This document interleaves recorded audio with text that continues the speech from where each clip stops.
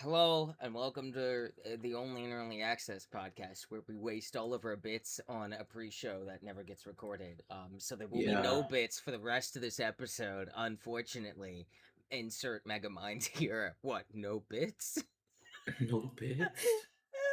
Megamind, no bits. Instantly typing. Is that what he's called? Please tell me that's what his act. I've never seen that movie. Is he called Yes, it's Megamind? called Okay. Megamind. I know exactly what you're referencing. It is Megamind. my You're my okay. brain just Your like had an credibility out. on the internet is safe. You are fine. My brain just You're like had a little bit of anxiety, and I was like, I've never seen the movie. What if he's not actually called Megamind, and I just like misheard it and have just been saying it wrong for like 10 years? I don't know it's how called old Mega that movie Mike, is. motherfucker. Get it Mega right. Mike, Mega Mike. Mega Mike, it's just like Megamind, but it's a white guy with like a shitty goatee, and he's holding like a Coors Light with like a fucking Washington Eagles hat on, slanted sideways. We can't. We said there was going to be. You said there was going to be no bits this podcast, and we've Yeah, bitch, I already. lied. I do it all the time. Oh, you can't stop me. I'm Mega Mike. You're not Mega Mike. You're not Mega Mike. Oh.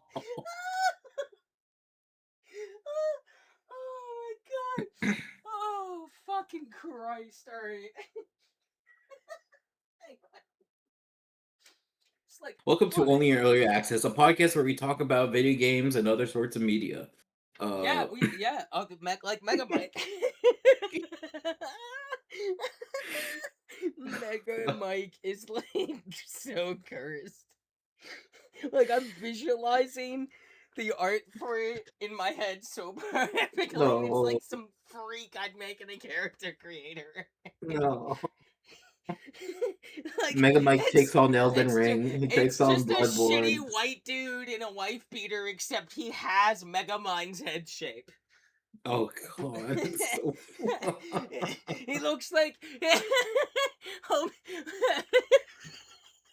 homie looks like if you turn the fucking like forehead depth all the way up on the character creator. Here's the thing. You can look this up. Tech in the movie Megamind, he technically has a disguise thing that he Oh uses, and one of them he no! turns into Oh human to no! look human. So there is like human Megamind or whatever you want to call it. Like Human there is a Megamind. disguise of him, but he is There not is nowhere near as bad human as you're Megamind. making it out to be. Nowhere near as bad.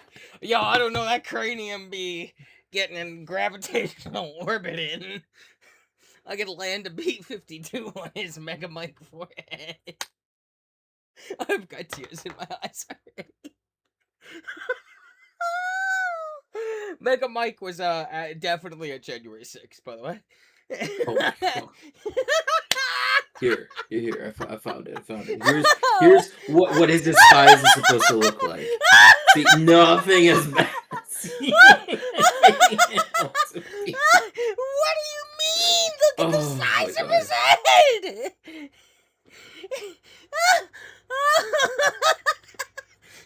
he Oh my looks god. like if Okay. a Conehead was All auditioning right. for America's Uh, Got Talent. all right. We're gonna start off. Oh fuck.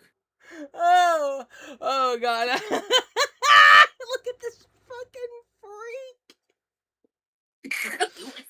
On it. On Look it. at this motherfucker. This guy looks like he's gonna be in a Oh, commercial fuck. on YouTube for PragerU. Like, what the fuck? Oh jeez. Oh, Oh, shout out PragerU. I'm really fucking tired of seeing your goddamn racist ads every time I'm trying to watch a fucking YouTube video. yeah. I like that it's so prevalent that you immediately understood what I was talking about. Yeah, no, yeah. That's Dude, they must have a fuck ton of ad money. It's all just I swear to God, the last like 3 weeks of YouTube for me, every ad is PragerU. Sometimes it's the same PragerU ad 3 times in a row, and I'm just like, I get it. You were at January 6th, all right.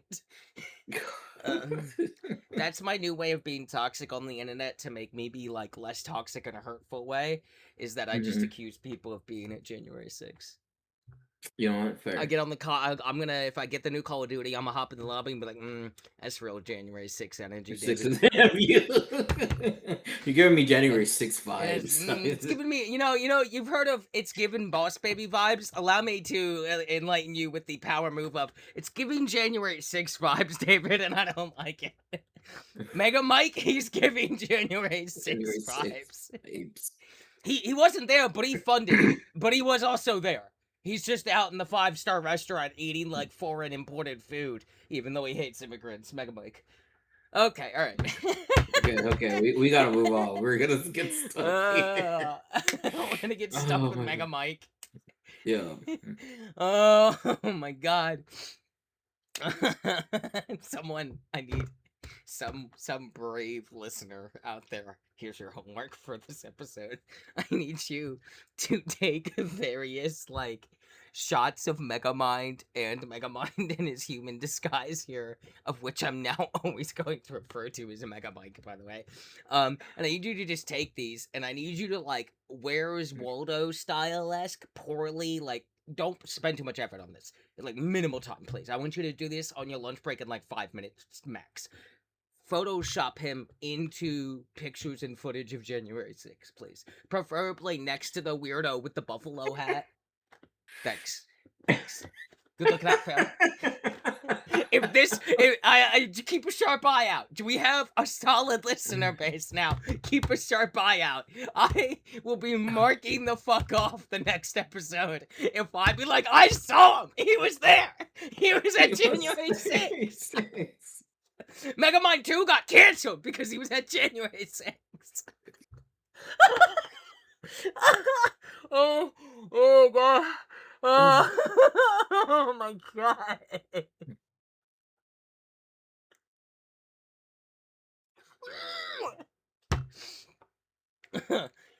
Welcome to the about... podcast, people. Welcome to only an early access where we talk about video you games said and that other so like dejectedly.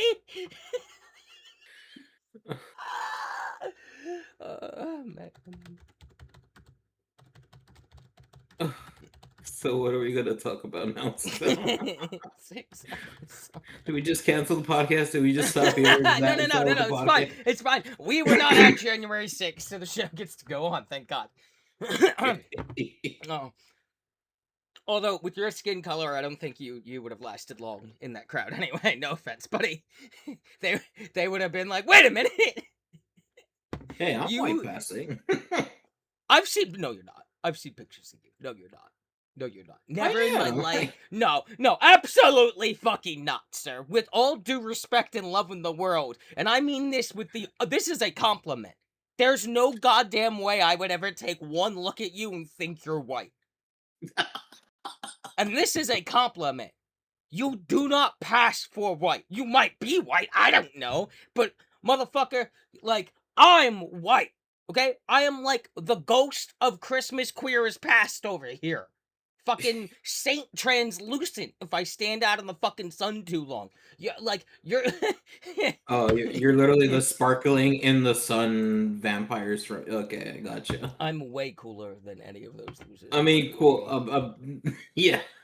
Also, I would have chosen the very clear butch lesbian with the baseball cap in that movie.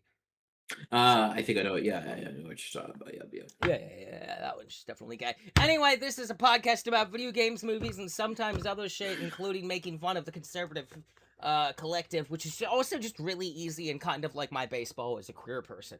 And I'm batting 100 Ken Griffey Jr. I don't actually know if he played baseball. I just know he's some kind of sports guy. So we'll just have to move on. You ready to talk about video games? I think I am. Yeah? I think You sure? I You am. want to talk about Mega Mike a little more? No. I'm good. I'm good. Seriously, someone please just poorly Photoshop Megamind Where's Waldo style into the January 6th posters, please. Thank you. Anyway, we played some video games. It is the month of July. It is 2026. Can you believe that? It's 2026. Yeah, no, I can believe it. Yeah, kind of weird. Um, so I've been playing some stuff. I'll go first. Okay. Marathon continued. I've put in probably another 100 something hours at least. Um, I love the game. They've made some choices lately that I'm kind of like about. I know that their current like temp mode, experimental mode, the PvE only mode, which is like a Hmm. roguelike with its own progression, and it like isn't feeding heavily into the other modes, only a little bit into that if you really grind it out. Tripled the Yeah. player base, but that's already been falling off, and that might be just for the temp mode's existence. There are rumors and swirlings of somewhere in season 3 we're getting a permanent PvE mode. Whether it's this or a variation of it, we don't know. We don't even know if that's true. Player base is kind of dwindling and has been, so there. And Mm, then recently they put out the change where all audio on crew and prox chat is recorded and held yes. for at least 35 days 5 days. minimum. Yes. And a lot of people are not okay with that. Like, I think the 35 days is a little egregious. Like, It is, I think, when egregious. no 35 other days is studio, egregious. no other company in the world in the video game industry is recording all the time and holding it for more than a day. Not a single other one. I checked. Not a single other one. This is like Okay. a wild escalation of something that's only been remotely tried. Because there is like we like, yes, you want to monitor, you want to have voice chat be healthy and stuff, but at the same time, I've watched a lot of sci-fi movies, and when we start monitoring all audio all the time, this leads us down dark roads, right? And in an industry where we're already often on those dark roads, I'm not like, I love Bungie, I love their games, I love this game, I'm a Sony fangirl. Fuck that. I do not trust either of you to hold that audio. Like, Yeah. I fucking mark out for these companies all the time. I don't want you to hold my audio, I'm gonna be honest. I still want the cool game, and I want it to be good, but I don't want you to have that much of my voice for, oh, that's just, it's crazy. And It is crazy. prox chat, I'd be willing to let slide. I can understand why. Crew chat doesn't make sense to me. The only people ever in my crew are people I invited. Or the other feature they have that I don't like is like, if you fill even one slot or two slots, it'll auto keep the crew together unless you leave. And I don't like that. Um, Other than that, gameplay continues to be amazing. Every other aspect of it continues to be amazing. And even though I don't really fuck with the endgame content because I just kind of don't like it, I really enjoy just playing the maps that I like. Um, Mhm. Obviously, with the endgame content being very much Bungie, almost too stimulating, like, and everyone runs it and of course treats it like Destiny raids, so the people that run it know it like the back of their hand, and they run that and only ranked, and then they run outposts, and it's like me trying to learn any of that. It's just annoying because now I'm just getting killed by people that basically run the raid nonstop because they have no lives and complain there's no content and don't even have fun, and I'm like, okay. So it's having some struggles in this industry, in this day and age. Realistically, I can definitely see this game not existing by the time the year is out, just because it is losing its player base rapidly. Mhm. And so far, nothing has really had a permanent increase to that. Um, we'll see what shakes out with it. I've lost a lot of people that were playing it with me all the time with this audio update.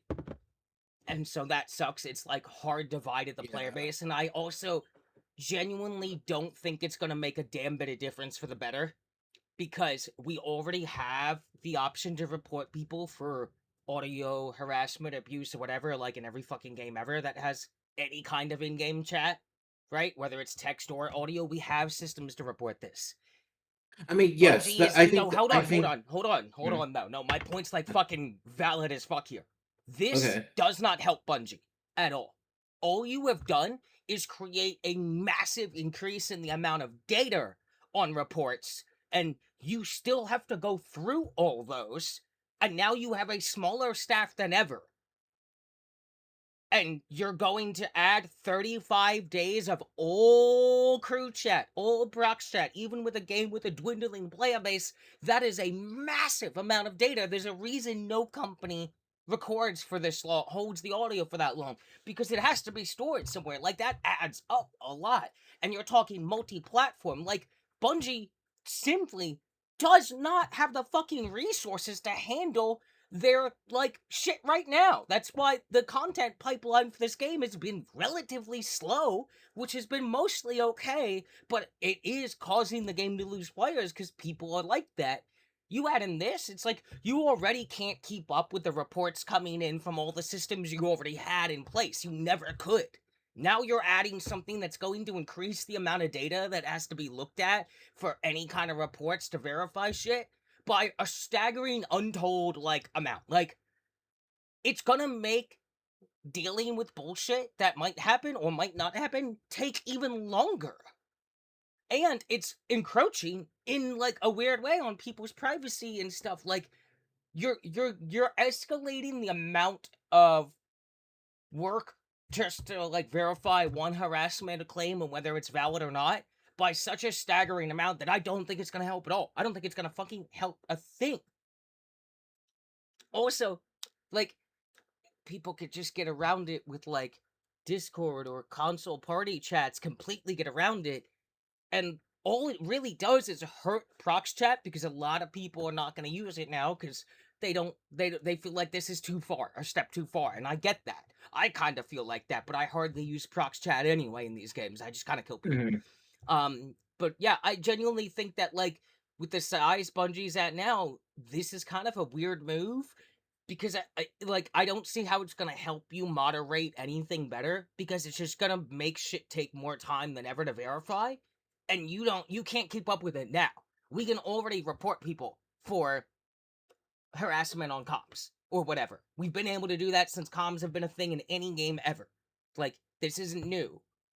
It's not helping now when we put those reports out most of the time because you don't have the resources to keep up with what you had. All you did was increase what you have to go through now. Like, unless they have a whole separate team for just that, like, there's no way they can keep up with this. Also, like, it's a weird move considering that like Sony's trying to slim their spending down where they can, and they've shut down, like Destiny ended abruptly because Sony's trying to cut losses where they can. Mhm. The cost of storing all audio used in the entire game's prox and crew chat across all platforms for 35 days? That's a lot of storage. That like audio files be fucking big.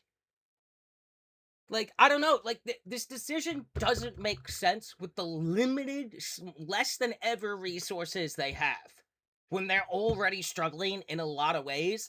And the content pipeline for this game has been a drip feed that probably is only hurting it. And I fucking love this game, but I'm looking at this decision, looking at the storm that's brewed up around it, and I'm kind of honestly on the fence about it. I kind of like see both sides. I'm not sure where I land because, like, really only the crew chat part bothers me because that's like people I know IRL.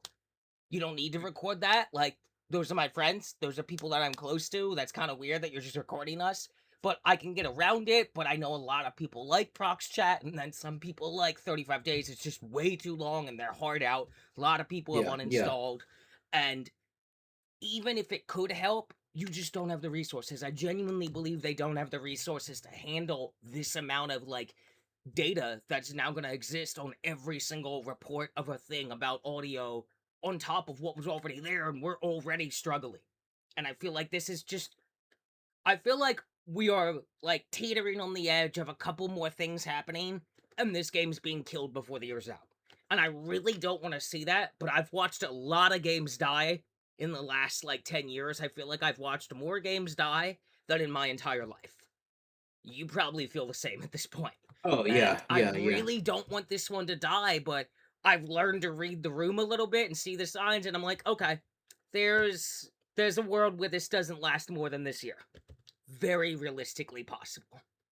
Mhm. And at that point, I don't know what happens, Because like I have an Sony idea of owns what's Bungie. gonna happen They if they could just Marathon like just shuts down. they could just get rid of everyone at Bungie, close Bungie down. But like, guess what? Sony owns all your IPs. Yep. Marathon, Destiny, like Marathon probably will never come back, or you will get like a crazy wild Marathon single player 20 years from now, and we'll be like, oh fuck, that's right, they own this. One of those kind of things.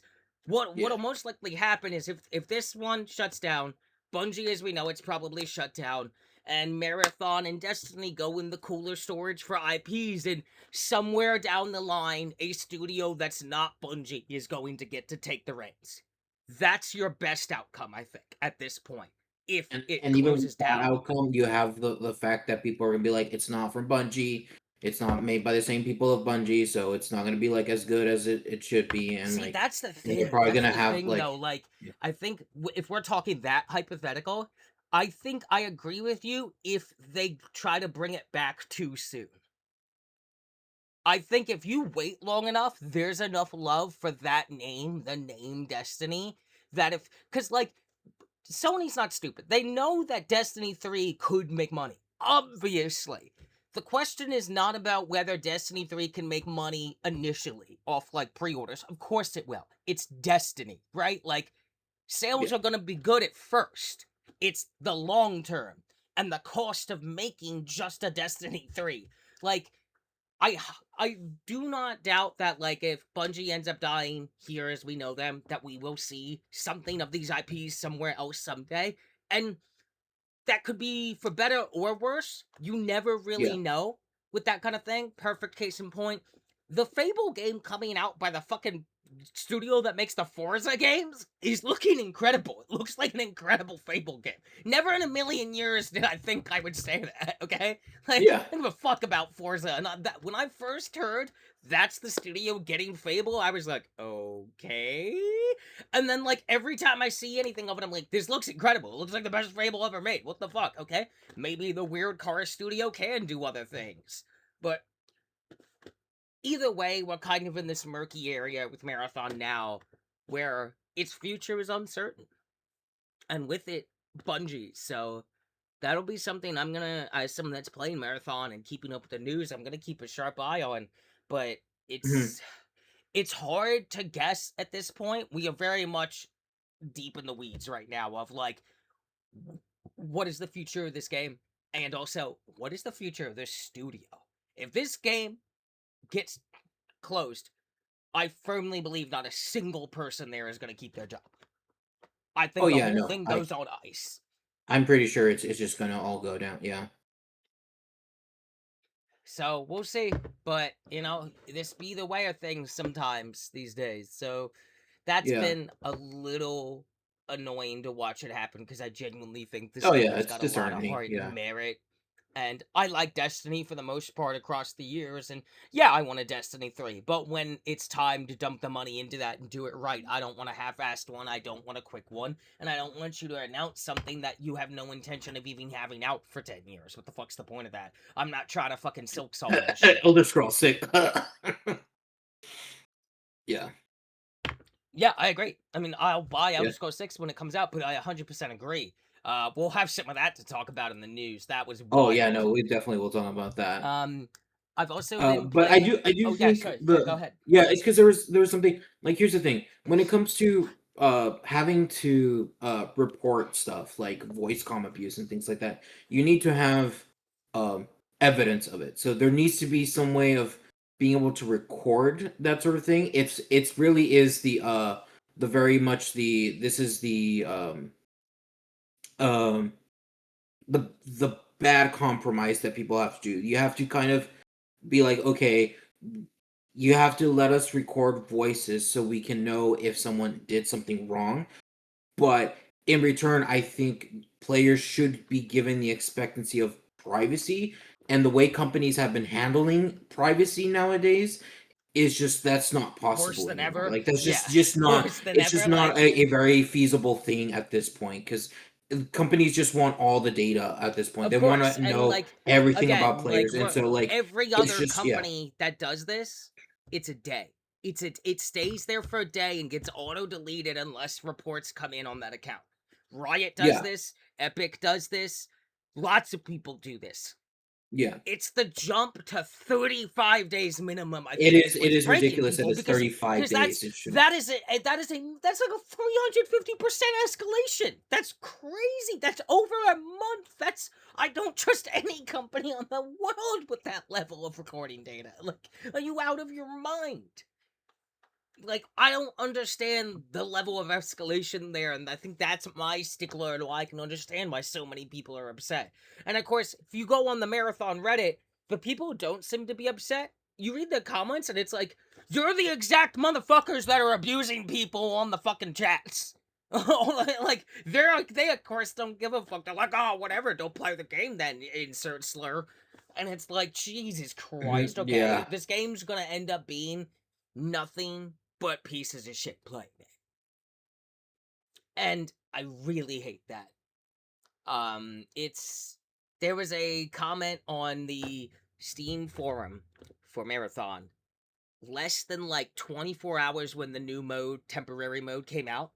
And what it Mhm, is it's called Vault Breaker, and you queue in by yourself or with a team. It's just one team onto the cryo map, the endgame map that's brutal.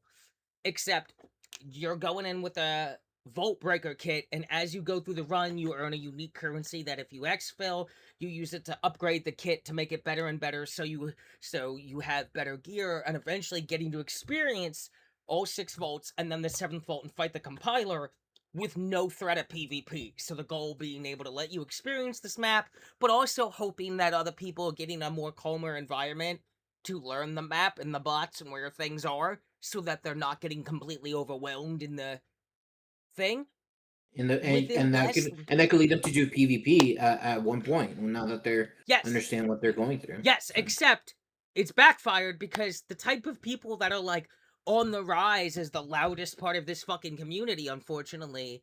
And I feel like, again, the fact that these motherfuckers are the ones who are all for this audio change. Like, within under 12 hours of this mode existing, was a comment on the Steam forums about that. Hey, if you run up and take the key, because there's always like a cryo key 1 or 2 that mm, spawns on this mode, just so you can mhm, like start your first vault, and then if you can figure it out and get the right drops, you can run all the vaults if you're quick enough, right? yeah. But usually in the PvP mode, you gotta bring your own key. This one gives you one of the baby room keys, room 1 or 2, and guides you through it a little bit. However, someone and lots of people are doing this already because this is what's happening. If you run up and grab the key and then just leave the match, your Yeah. teammates are fucked because they can't do anything. They can Oh, do that nothing. is fucked. They can do nothing. They can play it out for the minimal XP they'll get, but they literally cannot progress to even the most base sense of this experience.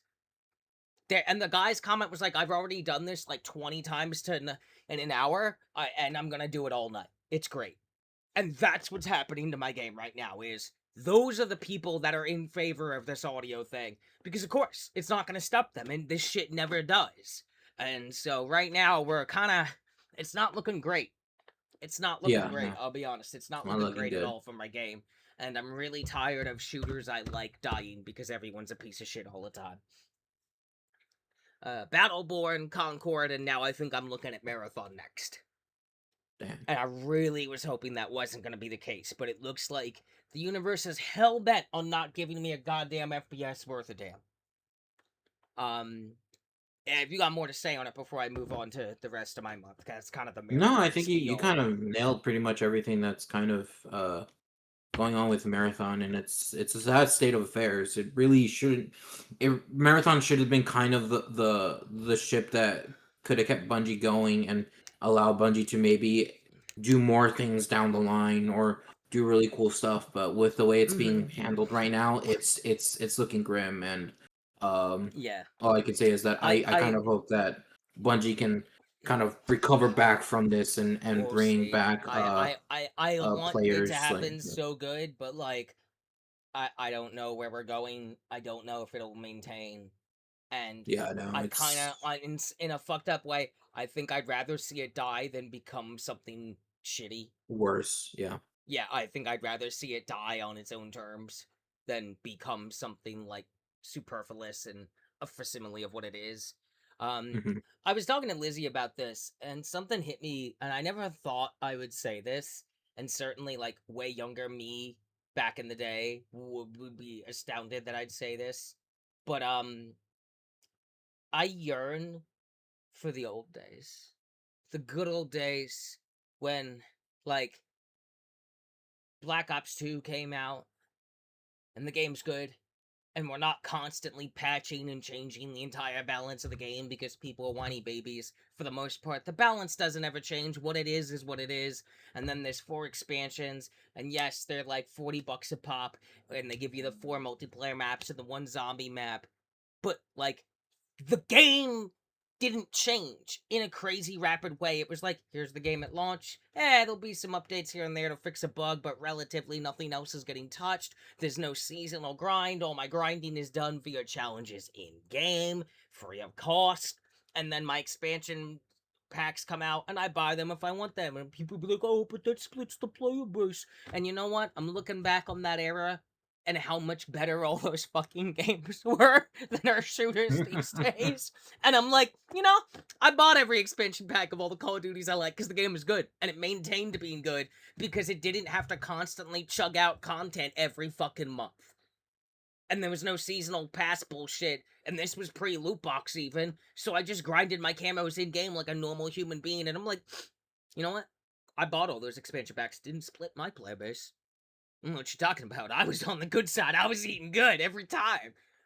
See, that's I something like I've I always miss those wondered. eras because I'm just like I kind of miss when like a PvP shooter would come out and what it is what it is for better or worse, Like Mhm. this era of live service has gone on so long that I kind of like legitimately if I had the money and could make a game and like pay for it to be made and hire people to make it all and I just like had the money behind it and own the studio, I would literally just make a thing that is clearly like a love letter to like Black Ops 3.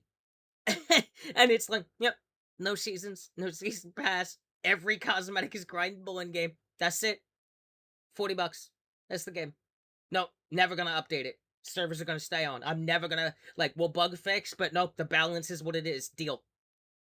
I miss that. I missed when shit was more static and not constantly trying to like innovate and pivot and update and all this shit. I feel like the point of live service has long like been lost in the fucking mud fields of the era of live service that I kind of really want it to die.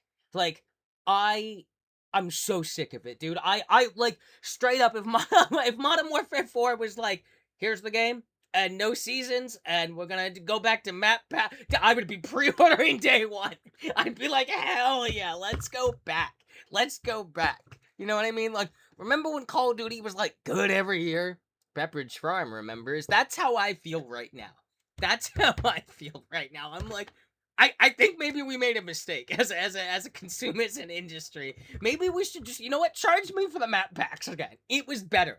It was evil, but a significantly That's lesser evil now that I'm standing here where I'm at. See, that's what I was thinking. Like, I wonder if time has passed enough that people are like so tired of life service that You think like people there's are actually a willing to market go for it? back to be like, all right, no more like season passes of like this kind. It's going to be um what's it called? Map packs, expansion packs. Like yeah, map packs. Um and like it's seasonal in the sense like of like it's map packs now. It's not gonna be like we're gonna do season pass, It battle was pass. like over It's the just course here's a of map like pack. Yeah. over like a roughly a year, you'd get your 4 map packs. But instead of like new content has to come out every month, and then you get like think about Call of Duty. Think about Yeah. how it was just seasons. Now there also has to be the mid-season reloaded, and it's like you're Yeah. putting seasons inside of your seasons. What is Yeah, yeah, yeah. this? like this is Pimp My Ride, the meme, but in real life, it's pissing me off. Like, I don't want to get to a point where it's like season one, mid reloaded, season one, 3/4 of the way, reloaded again. And I'm like, no, stop. Stop Yeah. pumping the gas. The car is empty. It has been empty for 32 years. Yeah, Please. that's I what am I'm saying. begging. Like, I feel like, I what if am. we went back to that and how, Titanfall died for this? I'm not going to name the podcast that because we already used that one. But really? yeah. I'm tired of Titanfall continuing to die for things. We were eating good and we didn't know. We were living like kings and queens. And we were all like, oh, I hate paying for these map packs. Fools. Fools, all of us. We really were. I'm like having like a Macbeth level like breakdown over the state of the video game industry and my age and experience in it. Macbeth, Call of Duty. What's the pun? There's like a line here. There's some good jokes. Someone funnier than me will come up with it, I'm sure. Yeah, dude, I love a good competitive FPS, and I'm just like, live service is killing games. It's not selling them. It's just outright killing them within months. It used to take like, dude, you could play Black Ops 4 and then just go play original Black Ops 2 and it was it's still active and shit. And I'm like, what are we doing? We spend all this money on this shit and now games are like, games are $70 and then I gotta buy every season and like, honestly, let's just go back. Just launch the game. No content comes out. Just fix bugs. No content except every like 4 months you drop an expansion pack that's 4 new maps and a zombies map and be done. All cosmetic and shit is in-game, grinded the fuck out. No more fucking, no extra cosmetics you buy. No fucking nothing. It's wild that we pay $70 for games and then everything's trying to still chase live service. When the reality is, even at the peak of live service, and it's arguably, air quotes here, golden age, most live services didn't really live that long. Like, you can't have a bunch of things going on forever. Nobody has the time.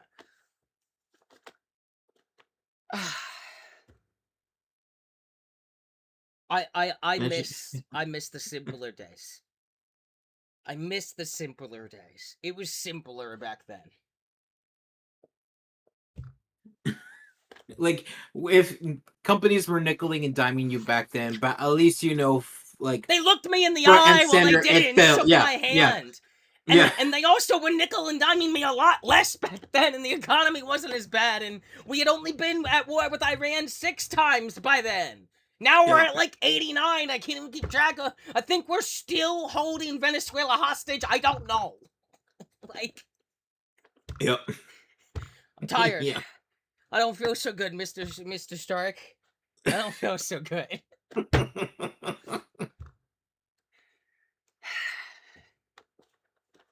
Oh, I just yeah. want things to be better in this industry already. Like, Oh, I'm yeah, so no, tired of yeah. this, dude. We're all Like tired. every day, it's like so and so developer is a rapist and eats unborn children, and I'm like, cool, great, super. I had pre-ordered that 2 weeks ago. Guess I'll just hate myself. Like, and then it's like, here's your season inside a season, and if you pre-order, you get access to the pre-order season, and fucking microtransactions and games cost more now, but offer less for the money they're at. Like, we pay more money for less content now. What is happening? This is stupid.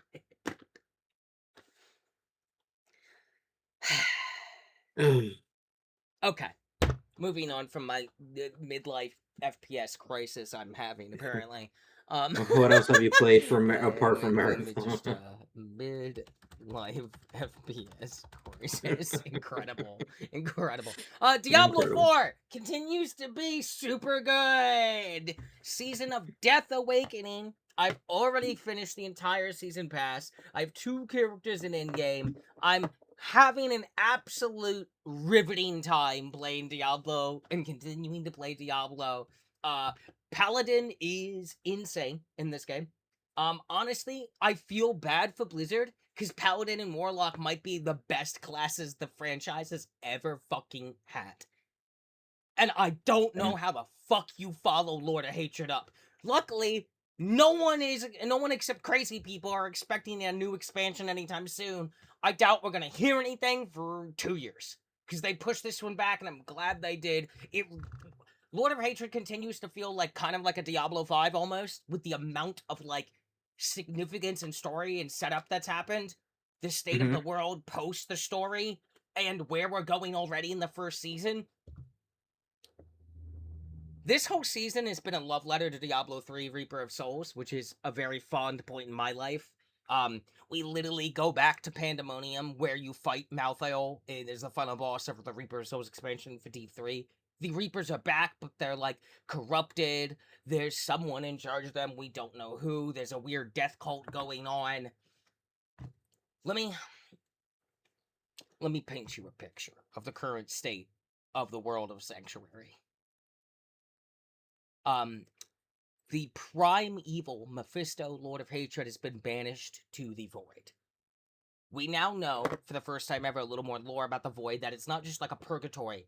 No, it's like, kind of like perpetually falling forever, but never hitting the bottom, is what Lilith described it as. But there are things in there. There are things in there that live there. What is so funny? I'm sorry. It reminded me of the bit of fucking Thor Ragnarok, where it's Loki like falling perpetually. It's like, I've been Yeah, falling for that movie's 30 terrible. So That that man's movie's just been terrible. falling That movie's terrible. Okay. I just find that's just all it reminded me of, Diablo just falling. So it Sorry, is go ahead. like, this game is now setting up so many weird twists and threads. We have multiple items in the game now that are describing and tying into the Rathmar prophecy that we now have the full version of, we assume now, because there was more given to us that we'd never heard of across any of the franchise or comics before in this current expansion. And we have some legendary items and mythic unique item legendaries, and they all get some flavor text. And one of them literally is like worded in that, like, hatred tears open the wound, then fear holds it, then at last, so assured of their victory comes destruction. So that would be Mephisto, Diablo, Baal. Boom, primeval, primeval, primeval. Because we have not heard a whisper of Baal or Diablo in all of Diablo 4's existence so far. And think about, like, this game's been around a minute. We're 2 expansions in. 2 big expansions. We're like season 15 or 16, so I don't fucking know. Like, a lot of like tie-ins to other things have happened. Not a hint of those people. Where the fuck are they? We also have another item that says it's the other way around. That it's fear. No, it's hatred, then destruction, then at last, of course, comes fear. So we have an item saying, no, Baal is next, then Diablo. Come on, it's Diablo. Diablo's obviously last, guys. Then we have an item that has existed in the game since, like, launch, vanilla, called the Crown of Lucian. And it has, like, a flavor text of, like, fair as like a fair white as a writhing pile of maggots is the unborn, unmade son, the Prince of Hatred, on his throne of nothing. Which was like a cool flavor text, but like, what the fuck does that mean? There is no Prince of Hatred. Well, we learned through the first, some quests that pop in after you beat the campaign that are very important and start to tie in that, well, if Lilith is gone because she gave her life to break the bond between you and the Lord of Hatred because you were connected to her, which means she's not like Mephisto. She's not inherently gonna reincarnate with the way she died.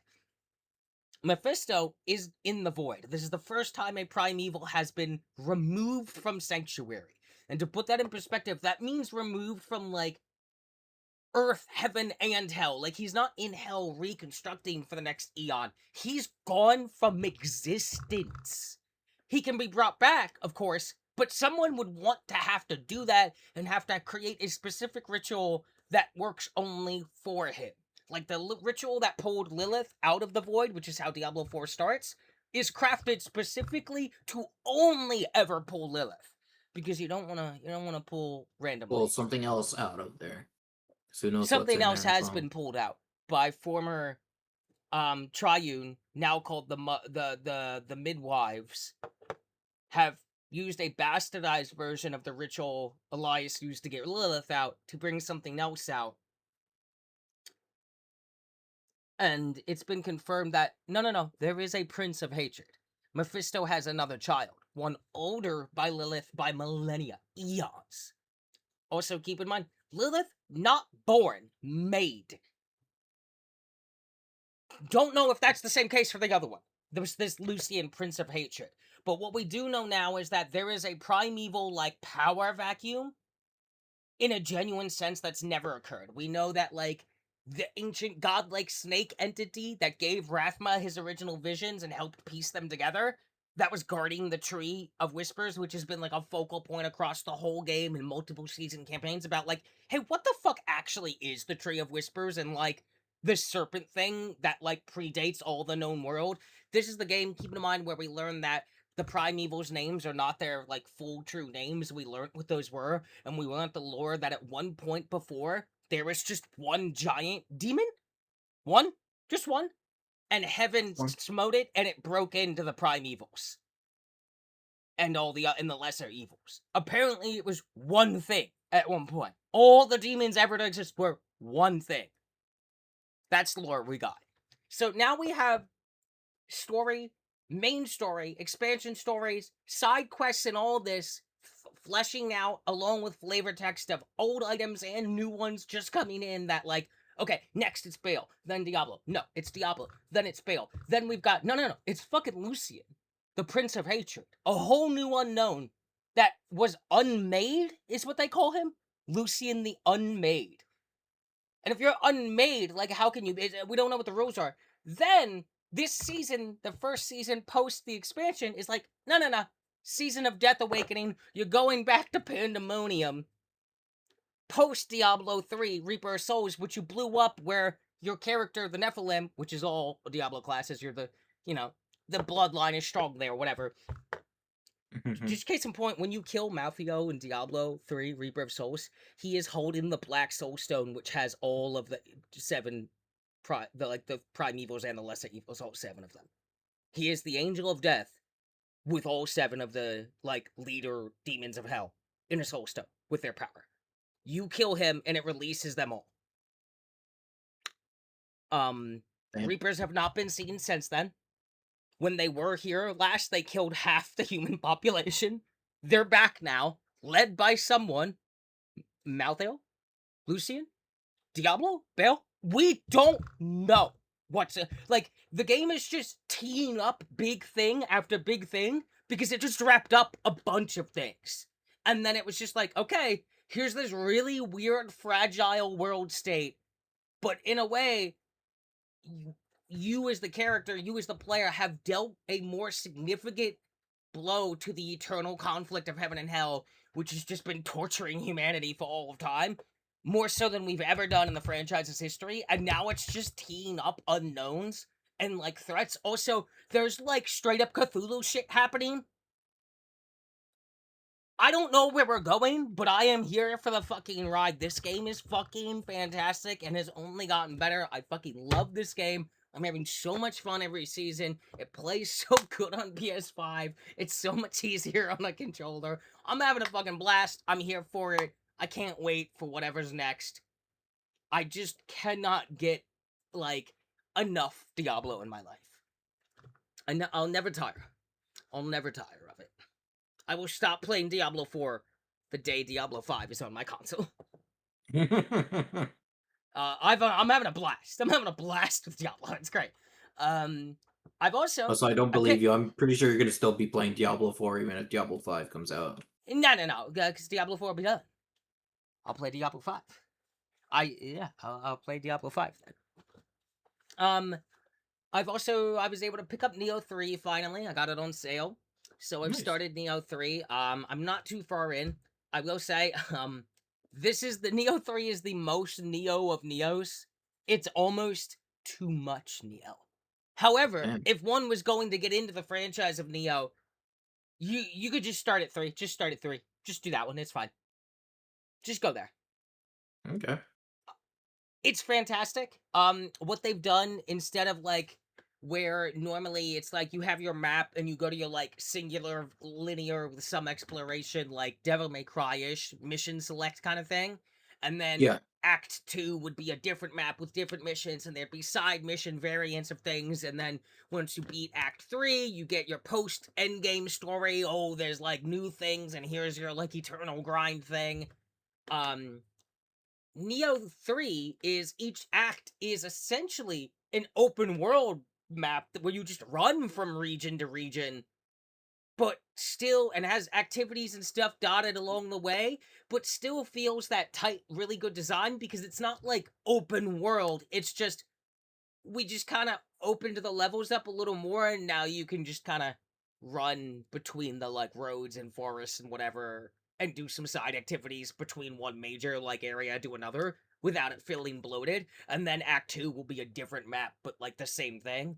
Um, Set bonuses are happening right out the gate, which by the way, set armor didn't exist until you beat the game in Neo 1. It's here at the start. It is the most like complicated of them in terms of like martial, like the way the systems work and interact with each other. It's definitely taking the best of Neo 1 and 2 and their DLCs and refining them, but also branching them out. It really is a lot of fun. If you've enjoyed the first two, you will enjoy this one. If you've ever had an inkling, just pick this one up, because it's also like we are rehashing some old boss fights but modernized up. And it's just like, honestly, Neo 3 is probably the easiest starting point of the franchise, just because like of what they've learned over the years of doing this. Hmm. I'm having a lot of fun with it. The game has finally broken me of my Odachi and Kusarigama build. I'm currently running a hammer on my samurai, and you press a button and switch from samurai mode to ninja mode, and they have different armor sets and different weapons and like stuff.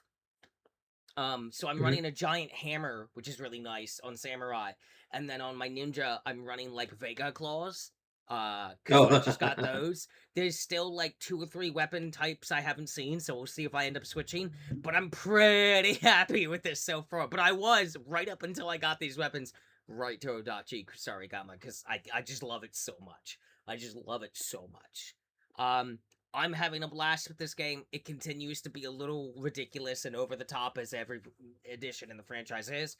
But if you like, this is definitely a me type of game. I'm a blast with it. It's beautiful, amazing. I've barely gotten to really put a lot of time into it. I'm probably like less than 10 hours in.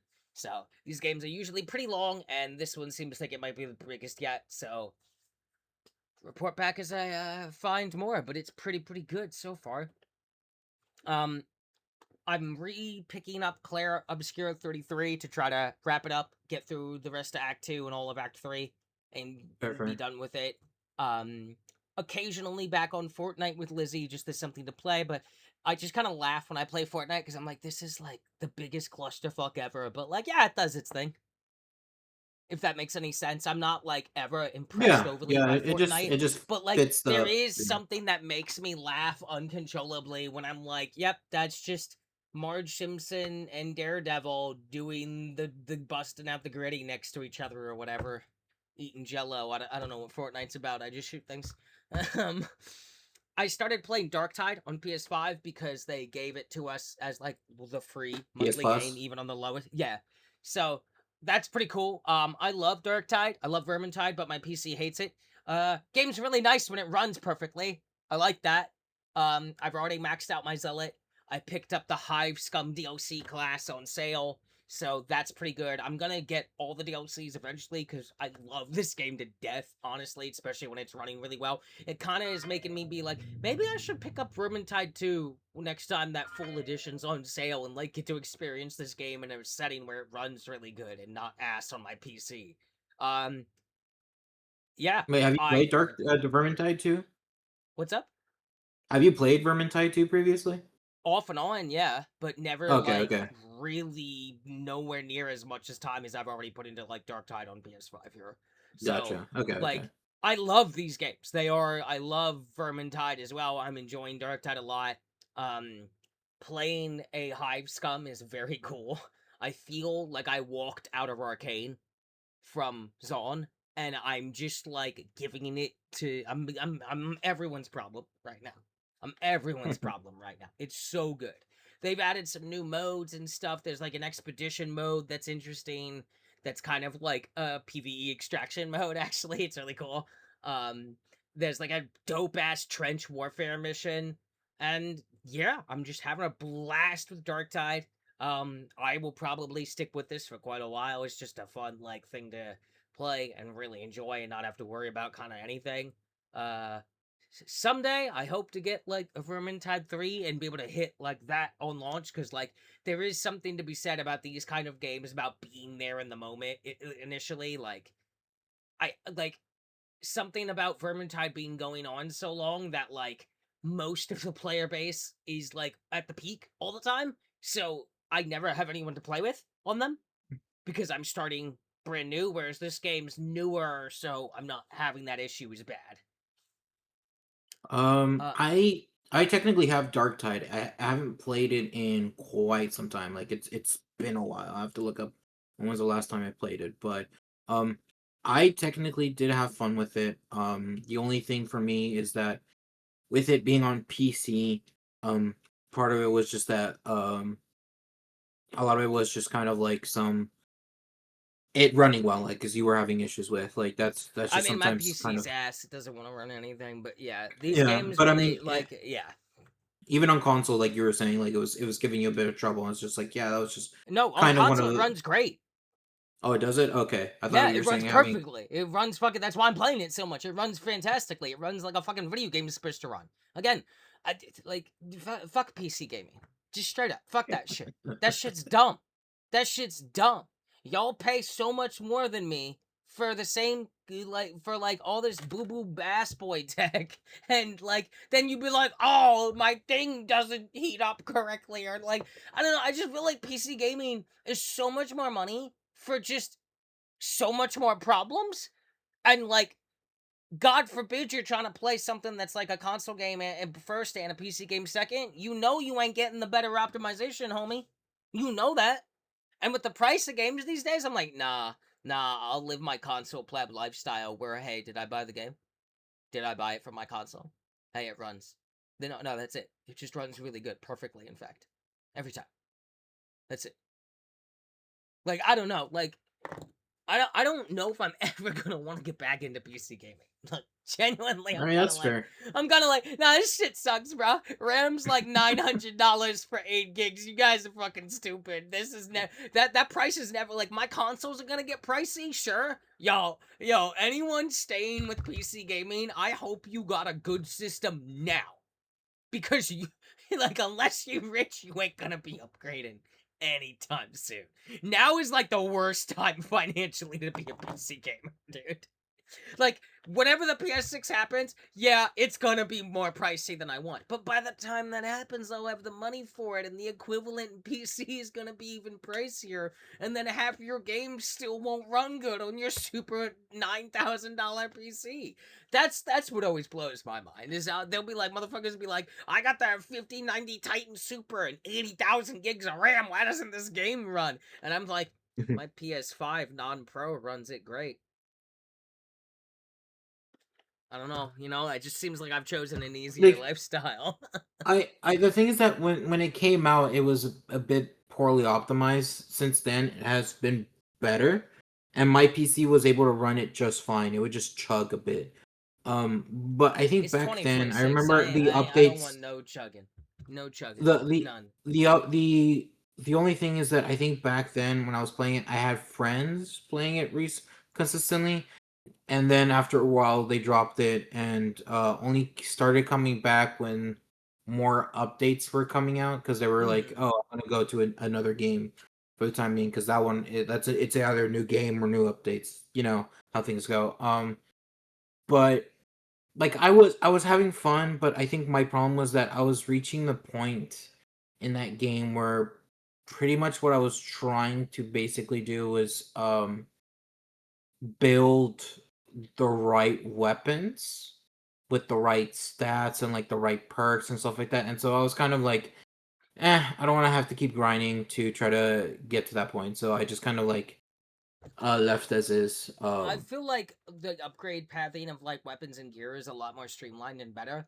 And I also feel like they definitely revamped overall like difficulty states because like so far I've only dipped into like Heresy, the middle tier like world difficulty. I haven't seen anything beyond that. I think there's 2 or 3.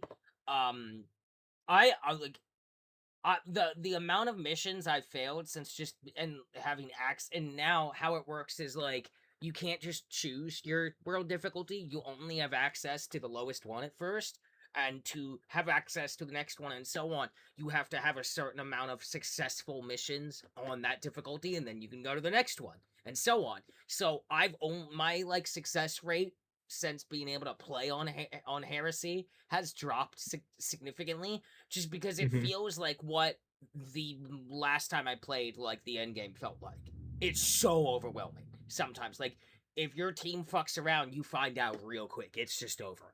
And this is the middle of the pack difficulty now. So I'm like kind of excited to eventually grind up and be able to get there if I can. But at the same time, I'm a casual, so like I'm just playing when I'm playing and I like my little slashy pew pew game. Like I'm not interested in min-maxing and getting to the peak super auric havoc fucking death trial, whatever the fuck it's called. But like if I get there, I get there. So I treat it like I treat Monster Hunter. It's like, yeah, I'll do the Master Egg expansion and I'll get up there, but man, I'm not out here trying to fucking like 5 minute fight, no feint, nobody heal, fatalis. Well, who cares? Like, I don't know, that's just not me. So like, No, like I'm not saying I need to play with the best optimal like to play like on the super hard difficulties or whatnot, but normally like I want to make sure when I'm playing like I have a gun that feels good enough well, that I can yeah. I pretty mean, much take it I don't anywhere. know. I Yeah, kind of so you. I even feel on like you're there by level 30. It's just like, can yeah, you handle the? Can your team come together in the higher difficulties, or the harder missions, or the Mortis trials, or the new harder modes? But like that comes less down to you individually as a player. The harder the game gets. I feel like it's done that really well, which I recall Vermintide doing really well in the long run. Like all the Fat Sharks games seem to be like, yeah, this is kind of rough when it comes out, but you know it's gonna get there. You know it's gonna get there, and it always gets there. But I'm having a blast with it. It's kind of for me, it's fulfilling like my COD zombie itch in a way of like the goal is almost superfluous. The goal is the session, right? Like to mhm. me, like I'm leveling my second character, but like I don't know, I just like playing this game and like slashing dudes and shooting. It's fun. Also, the music, top notch, top notch. No, yeah, yeah. The music has always been kind of good in Dark Tide. Like I always enjoyed it, especially when the what's it called when the waves happen when like Oh the yeah, horror comes in, like that the horror music. Yeah, the yeah, like opera, that shit's dude. good. It's so good. Yeah, It's so it's good. I good. love it so It's much. good. Um, yeah, that is my month.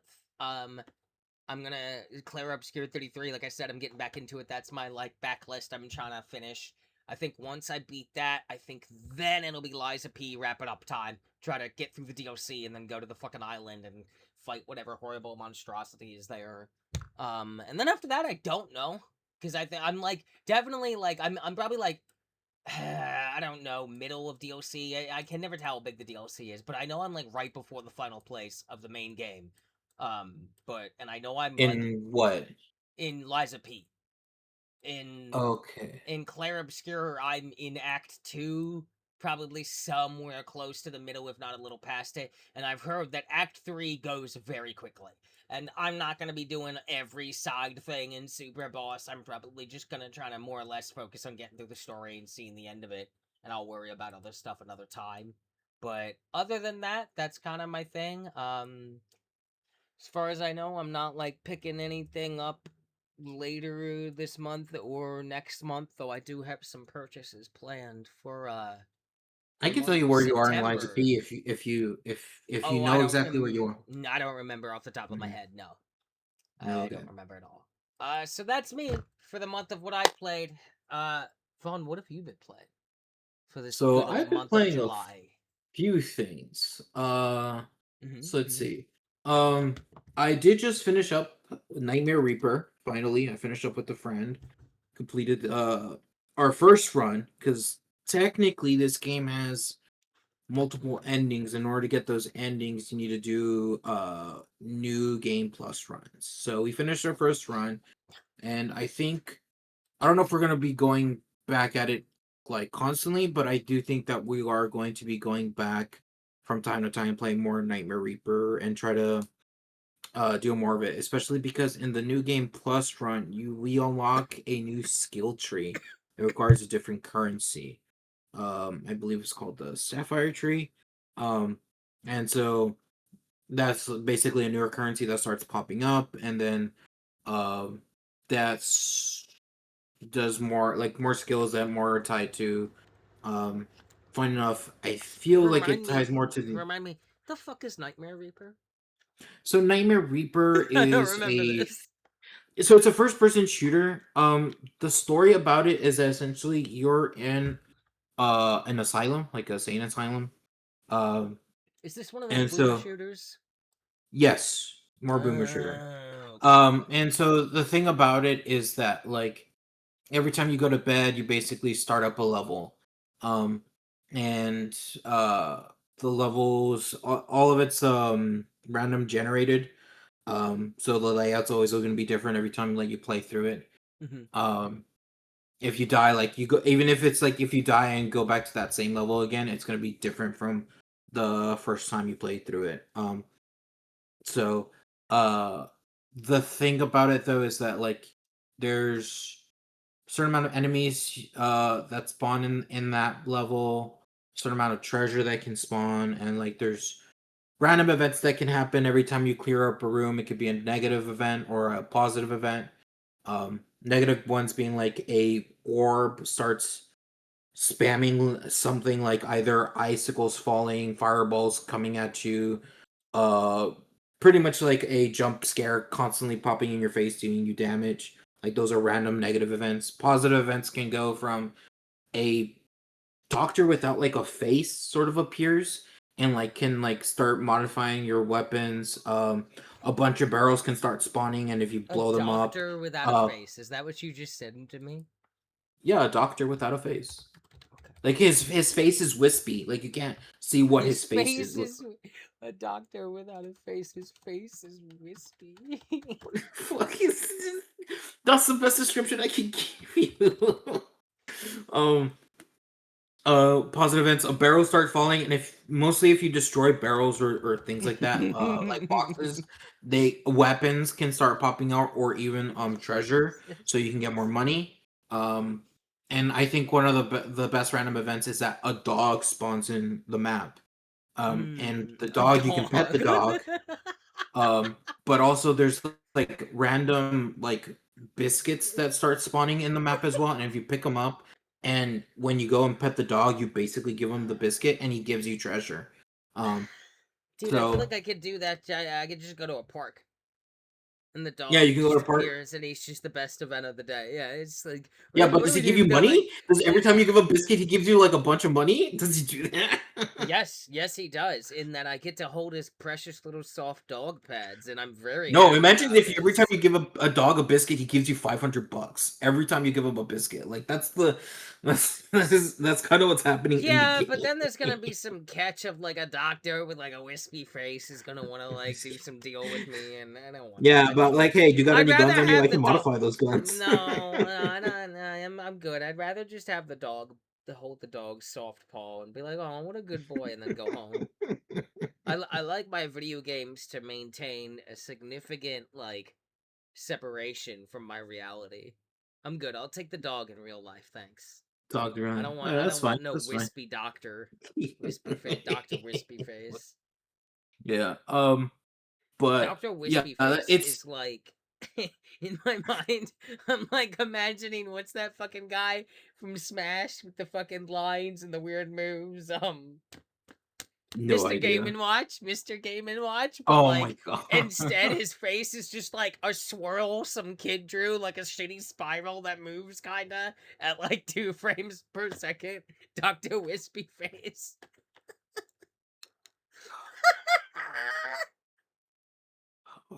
feeling. So Oh, yeah, no, fucking it's Doctor Whiskey so Face, dude. so Oh man. yeah, so you get money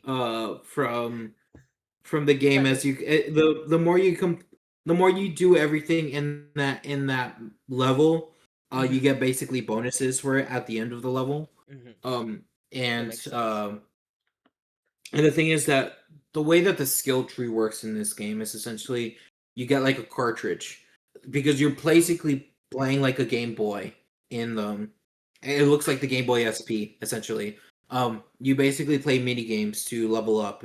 You can turn off the mini Oh, oh games. my god, I think I Um remember this. I remember you showing me. Okay, it's coming back to me yeah. now. The weird mini game thing. I was like, what? Yeah. Why? I turned that off. I turned that off because It the thing sounds is that as super much as annoying.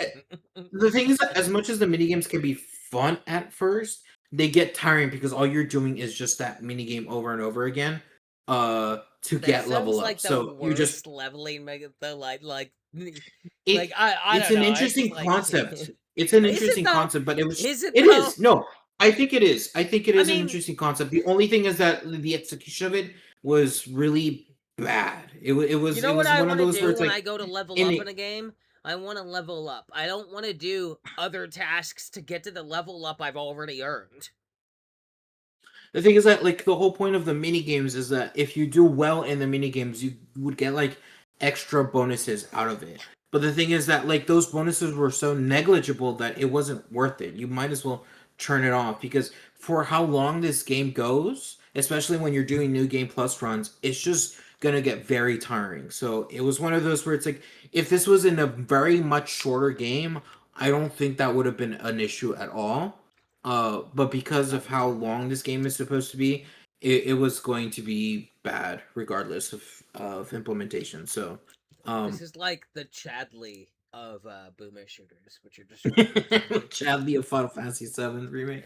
Mhm. Yeah, oh yeah, you knew exactly what little fuck I was referring to. I Fucking know you were loser. talking. I know who it was. I know. I Um, don't, like, I'm never gonna finish that game. I'm never gonna finish that part 2, and I'm not gonna bother with part 3, because I'm like, I got so fucking sick of Chadley. Like, oh, fuck you. Like, you ruined this game. You ruined this game. You damn. should have just made it look real nice and kept it turn-based and not changed a goddamn thing, and you would have made more money and it would have taken less time. Every day you Damn. stray further from God's light. Why don't you invest in some more NFTs? I'm sure that'll help. God damn. Um, Hey, but Cloud, do you know how to do this thing I've told you how to do 900 times in the last hour? Well, let me tell you again. Use the shut up chat like that, dude. It is the worst version of that kind of thing I've ever seen in a like Navi has got nothing on Chadley. Like all of the bullshit like sidekick whatever fucking yutzing up thing you can think of, all of them bow to King Chadley and his corrupt crown on his withering throne, okay? Like that was I've never actually quit a game because of annoying side companion or person that's like an NPC that constantly has to talk to me about everything. Never in my life have I actually quit a game because of something like that. But I did, and to my credit, I got through the first game, and I hated Chadley the entire time. And then the second the game, they're like, he's gonna be with you all the time, except he talks to you in the little thing that makes your character walk really slow and not be able to interact with everything. Dude, it's the worst. Kill me. So bad. Absolutely garbage idea. Whoever came up with that should be fired. Straight up. Terrible idea. straight up. You know what? You know what? uh, Chadley got me sitting there rubbing my hand across my face like maybe Shinra isn't the bad guys. That's where we maybe got should. at.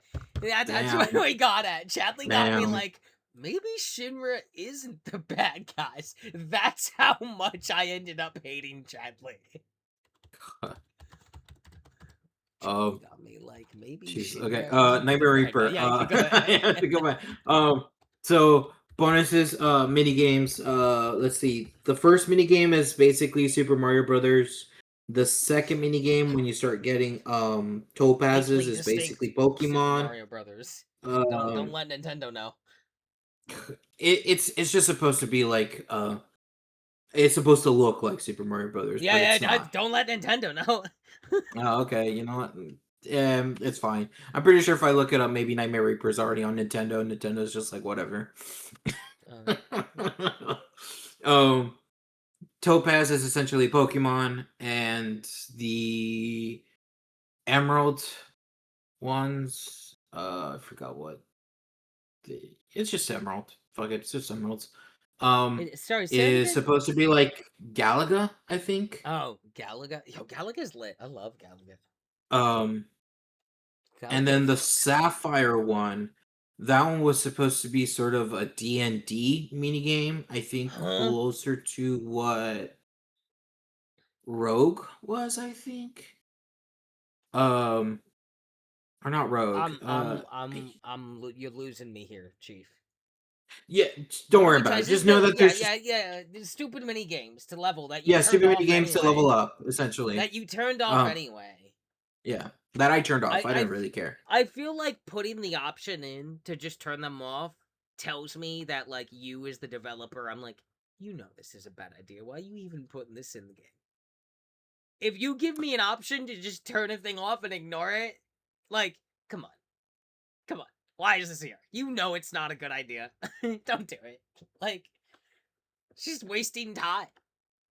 Yeah, no, that's what I'm saying. I think that that's what I'm saying. I feel like if it could have been implemented a lot better, but the thing is that knowing how long that this game was going to be, like, yeah, I don't think it was going to do that well because it's a interesting concept, but just poor execution.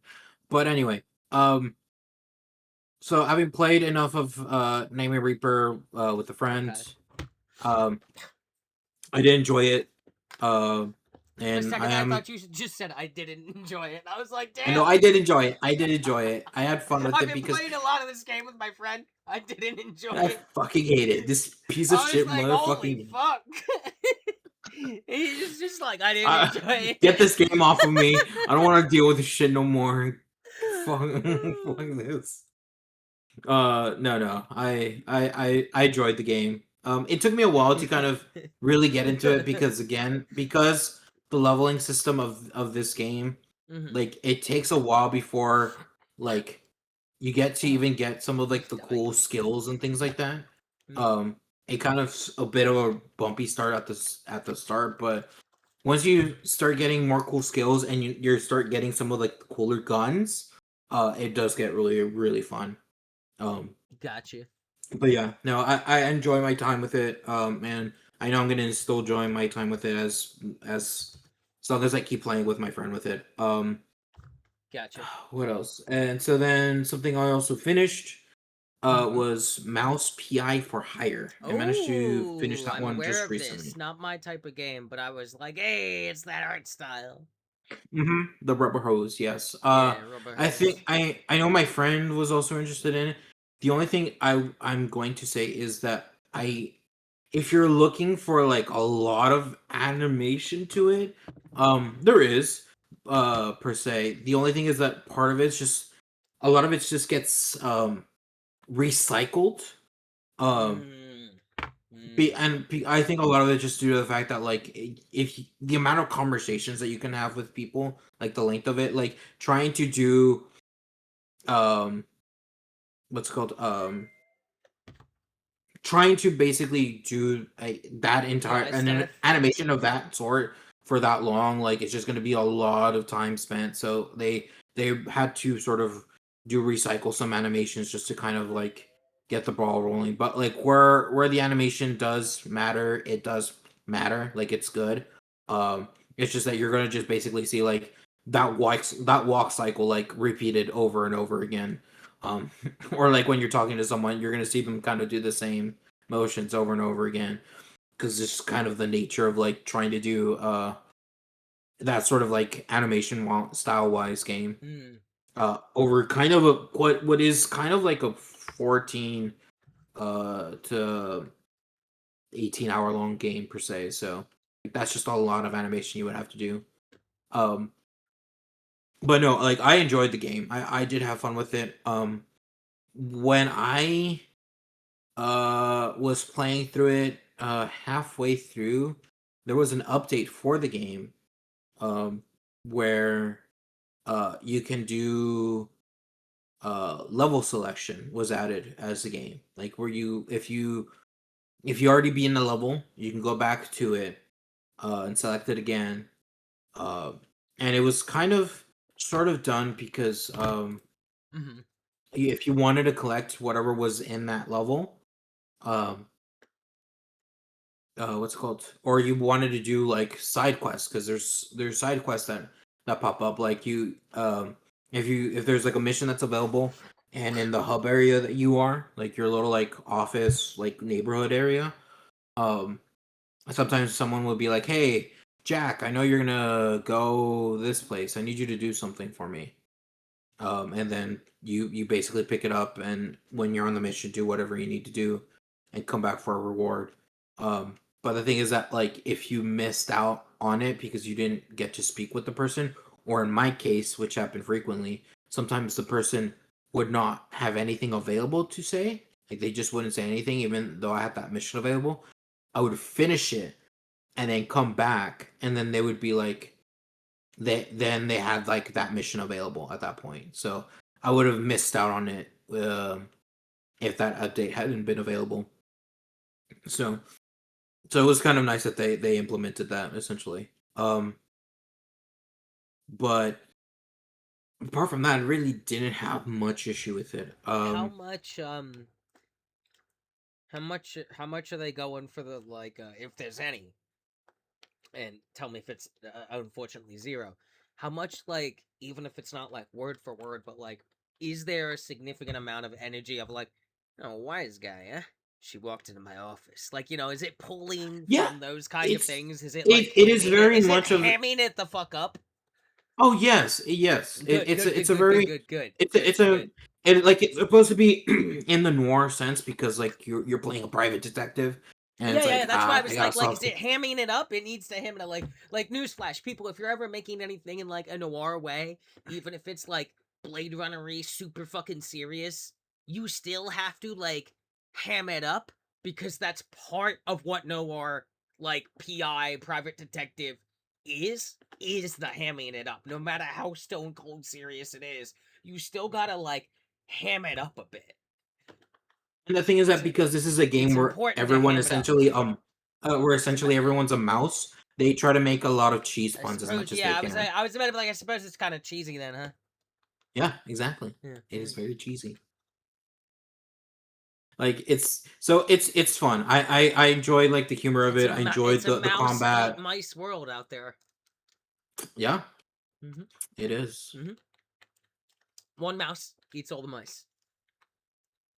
There is fish in there, so that's that. Huh? Yeah, there's fish. Like fish to eat, or fish as in the way there's Fish to eat. mouses? Fish to No, eat. there's fish to eat. The sharks Is and there stuff like that like aren't beef? sentient. They're beef. Chicken? You're a good question. I don't think I ever managed to see But if that was. confirmed eating fish. Like eating Yes. animals from the sea confirmed. There is a side quest where you get a can of sardines. So Any kind of like is it just fish, or we seeing some calamari, some mussels? What's going on? yeah, no, Lobster? we see Crab? fish. There's an underwater level in that game. So Fish and chips? yeah, Mouse PI? Mouse PI goes to London? Mouse PI goes to London. Oh, Sure. that's the Yeah. That's the yeah, expansion. Yeah. yeah, that's the expansion. Who He, knows? There is a he story teams expansion he coming at some teams up point. with So the he we, teams up with Mouse Holmes to stop Mouse Moriarty. Actually, that sounds awesome. I would enjoy that that is immensely. funny. That would be Actually, cool. That would be cool. Mouse I M Moriarty. Oh fuck. But I had fun with the game. I think the Mouse. basic principle of this game is that you kind of given three different cases. Okay. One is to solve the disappearance of a magician. Uh-huh. Two is to solve the death of There's always a death. of a what's called of a woman. I think it's supposed to be tied kind of with the magician case. And then the other one is solving essentially the disappearances as well of what are called shrews. They're essentially like smaller mice. They're like very Oh, small interesting. mice, Okay, yeah. I'm and gonna look you're what a kind of trying to shrew figure out is. like Yeah. what's going on with them. But Why is it at the going? yeah, at the end of it, like all of the cases are like interconnect at some point. Got Essentially, you. kind of like yeah. Um, but it's a really fun story. It's a really good story. Very cool characters. Again, fun gameplay because it is in that boomer shooter sort of style. Um, but you get a bunch of different weapons. I think the only thing is that since I was playing on hard mode, I think maybe like the only thing that was, I guess, a little bit rough is that some of the weapons, Mhm. excuse me, you kind of have to get them leveled up to max to Ah. make them feel like they're good enough. And even then, you kind of find like that one or two weapon that's like, oh, this just kind of does everything I need it to do, and you just kind of stick with it, sort of, so to speak. So, some of them are just kind of being a little bit too gimmicky or just too situational, that you don't get to really like use it a lot. But otherwise, like they're still all like fun weapons to Okay. use. Yeah, I know the vibe. So I know the vibe it's of what it, you're it saying. happens. Like I think like in like if I were to think of one like Bioshock, That's like that's like you're probably describing like on a good year, half of every survival horror or like Bioshocky action-ish game that's got like a multitude of weapons and stuff. Like yeah. every game can't be Devil May Cry 5 and God of War Ragnarok, unfortunately. But you know, But I definitely you're recommend the gonna have game. those, yeah. Yeah, you're gonna have them. But like I said, like even then, How's the like a lot of the what's the like soundtrack vibe? soundtrack's pretty good. I think that the what's it called, the intro music, or at least like the startup music, like when Mm-hmm. you're like on the main menu music, it's really catchy. It's really catchy Yeah. because Is it as even it, even like the point okay, of the so on a scale of the of main one to character. Well, uh, even the point of the main character, like when the game is starting up and you're seeing like the mhm, companies like that the game and whatnot, you uh-huh. hear Troy Baker, which is the main character, Oh, Jack okay, I Pepper. did not know that. That's great. Yeah, Troy Baker. You hear him humming the main music before the main music starts That's up. cute. Before That's you a get that's a good you like touch. and then the main music starts, and then you hear like the sax and Hey, everything. that's good. That's good. I like that. I like that. Um, Yeah, like I'm gonna have it's to. good. It's very good. I'm gonna have to look this up at some point now. But Yeah. like, so you said the main menu sitting there, music is a vibe. Yes, it's a vibe. It's so So good. side tangent to measure how much of a vibe it is. Are you familiar with the masterpiece known as Sleeping Dogs? Yes, Are you yes, familiar but with the it's been main menu so music of long. Sleeping Dogs? God, it's been so long. I would need to go back and So listen I to would, it because yeah, it's I'm curious if you could go listen to. I could actually probably like if you just go look up it, like literally if you go to YouTube and type that Sleeping Dogs main menu music, it'll get you what you need. On a okay. scale of 1 to 10, 10 being as catchy as that, how catchy are we talking? All right. Very Well, different you're gonna have genre to. like vibe, but like yeah. Yeah, let's see. Let me look it up. I'm But pretty sure for I could find this pretty like 2 seconds.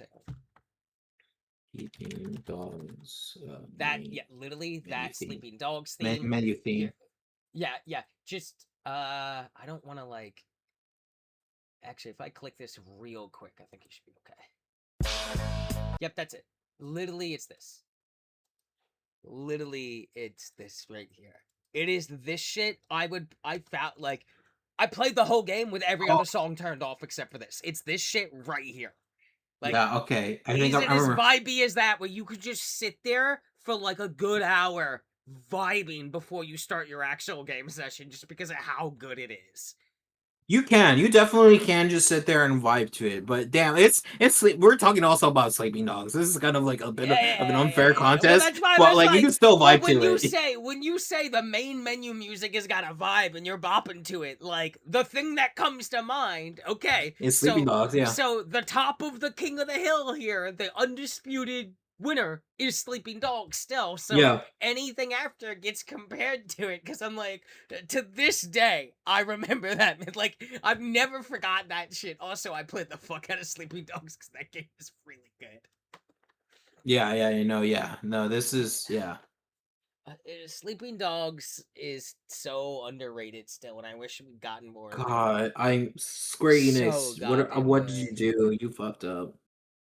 Instead, we got to sit here while GTA 6 charges more money than any game ever, and then also says, yeah, if you don't buy a certain version, there's just stores that are not going to be allowed for you, both in the single player and in the online multiplayer that'll come out later. Yep. You're literally paying extra to have access to the stores where they're going to sell you things that are crazy amounts of prices so you can then buy their fake credit cards in their in-game so you can buy the things in the store that you had to pay extra money digitally to access. We're like this close to that Wall-E scene, man. We're like this close Yeah, to we're it at all really times. close. We are It's not close. great. It's not great.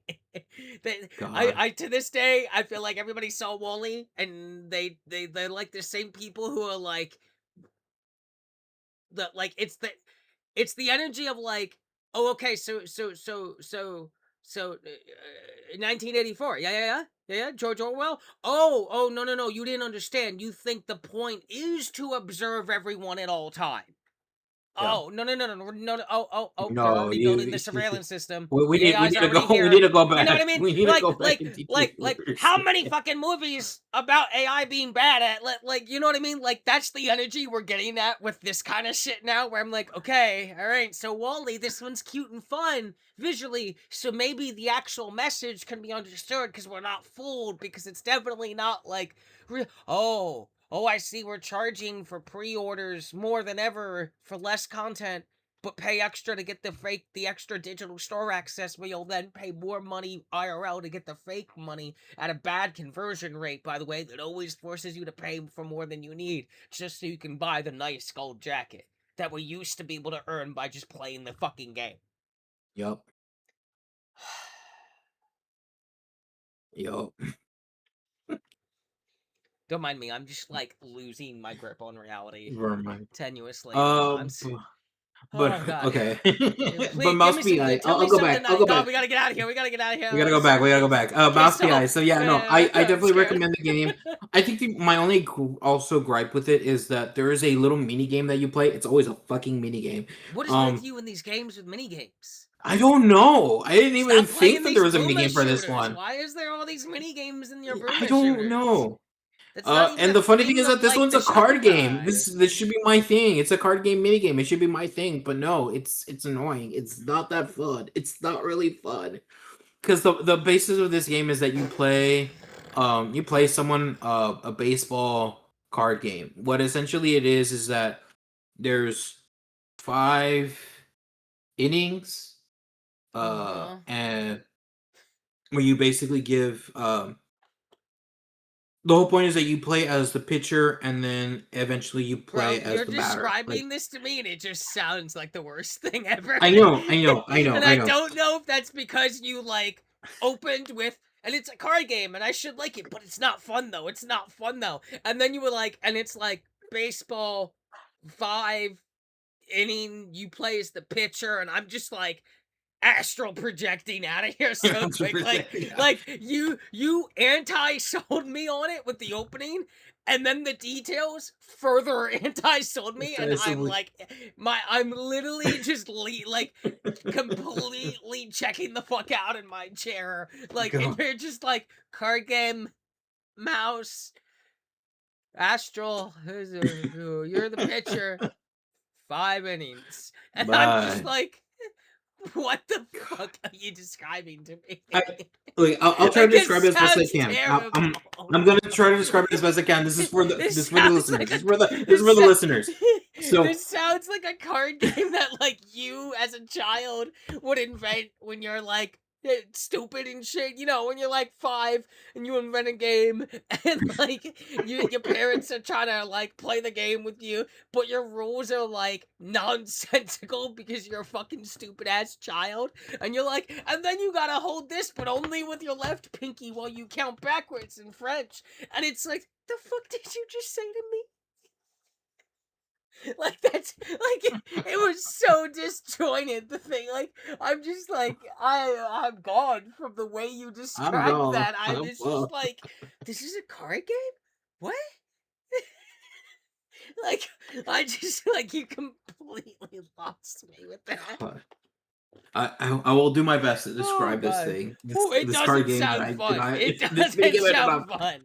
It's essentially what it is that Yeah. you're playing as either the batter or the pitcher. You have cards, and each card has a stat on Uh-huh. it. They can Okay. have two stats depending Oh, on two where you are. numbers? I know two. So if, for instance, you're playing the batter, you have the Okay. power, like how good that their swing is, Okay. and then their speed, which is how many bases they can essentially run. Okay. And so uh normally I think the lowest power that they have is 4, and I think the highest I've seen is 9. Okay. Um and so you're basically playing against the computer Uh-huh. in trying to beat their values. It's pretty much just kind of like, think of it like basic of like, I don't know, any card game where that has like an attack and health defense sort of thing, where it's like What? you're trying to beat their attack damage essentially. So my batting is hopefully better than their pitch value. That's essentially how the mini game goes. And I have 5 innings or 5 plays to do my best at batting and then do my best at pitching. Um Uh-huh. and so you also get like extra cards that are just to increase the value of either your how good your batting is, how many bases you can run, and on the pitching side is how good your pitch can be, or how, it's weird. It's called fielding. I don't really know. All it means is that they can't the batter, if they swing, they can't run as far just because, I don't know, you're observing them. That's literally the, because it's an eye icon. That's all I can really say about that. So the thing about this mini game is that you get card collectibles through the levels, that you can actually find them and pick them up and add them to your deck. But if you go to like the store, that where you can buy your bullets back, and sometimes even buy collectibles that you might have missed, uh, like some baseball cards.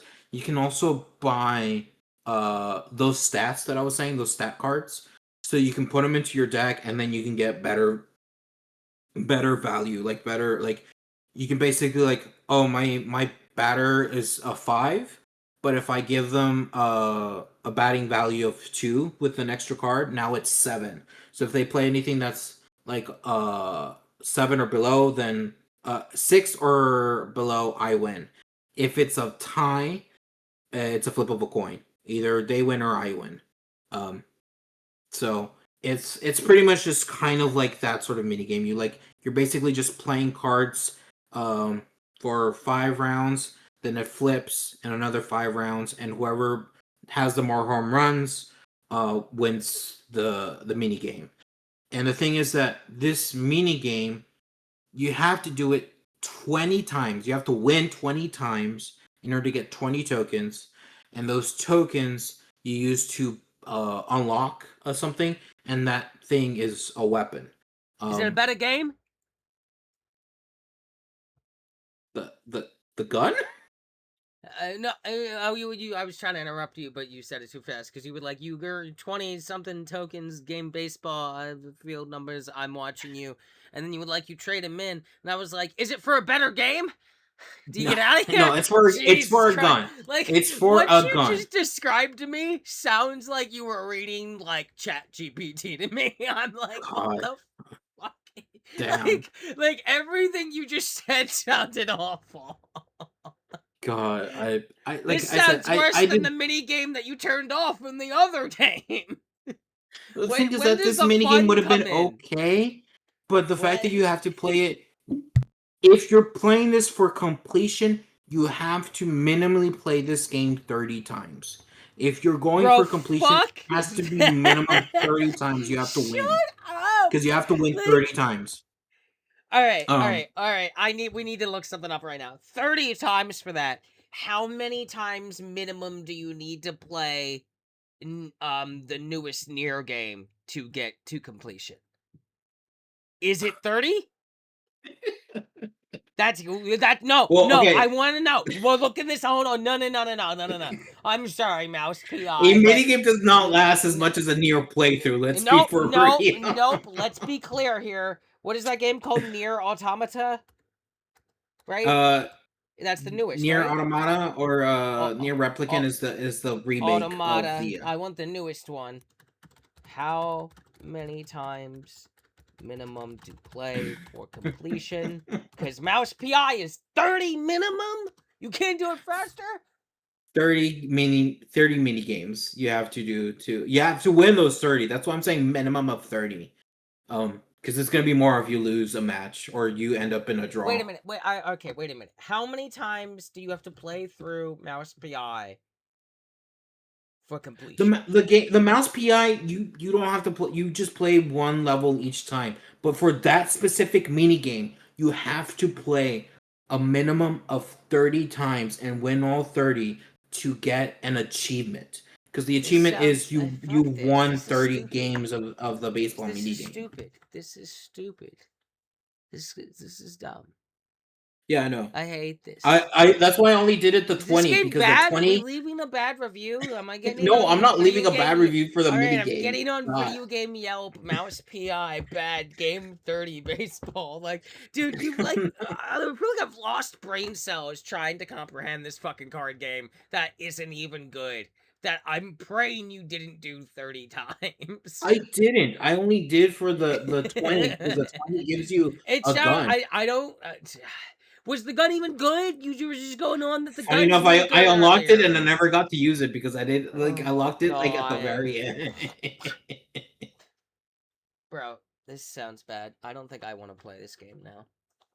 You don't you don't even have to do it at all. Unless you're going yeah, for but the I know it's achievement. there now. And nah. Unless it's achievement wise, like you don't have to do it at all. But it was like, oh god, this is getting like depressing me. Tell me about good games. Ron, can you tell me about some good games that you played this month, please? I did play Abiotic Factor, more of it because they updated. Yeah, you usually have nice things to say about that. This was depressing. Tell me about the nice thing. Okay, Christ. so is this what the Elon Musk all AI game is gonna be like? It's gonna be like 5 pitch 30 times gun you don't use innings mouse grok like it's just like listening to that like was actively I can feel my brain cells hanging themselves. Oh fuck. I'm sorry. I've been like I literally was just like slamming the weed pen with my hand in my head like Captain Picard as you're like describing this game to me and I'm just like the more he tells me the more I'm in pain.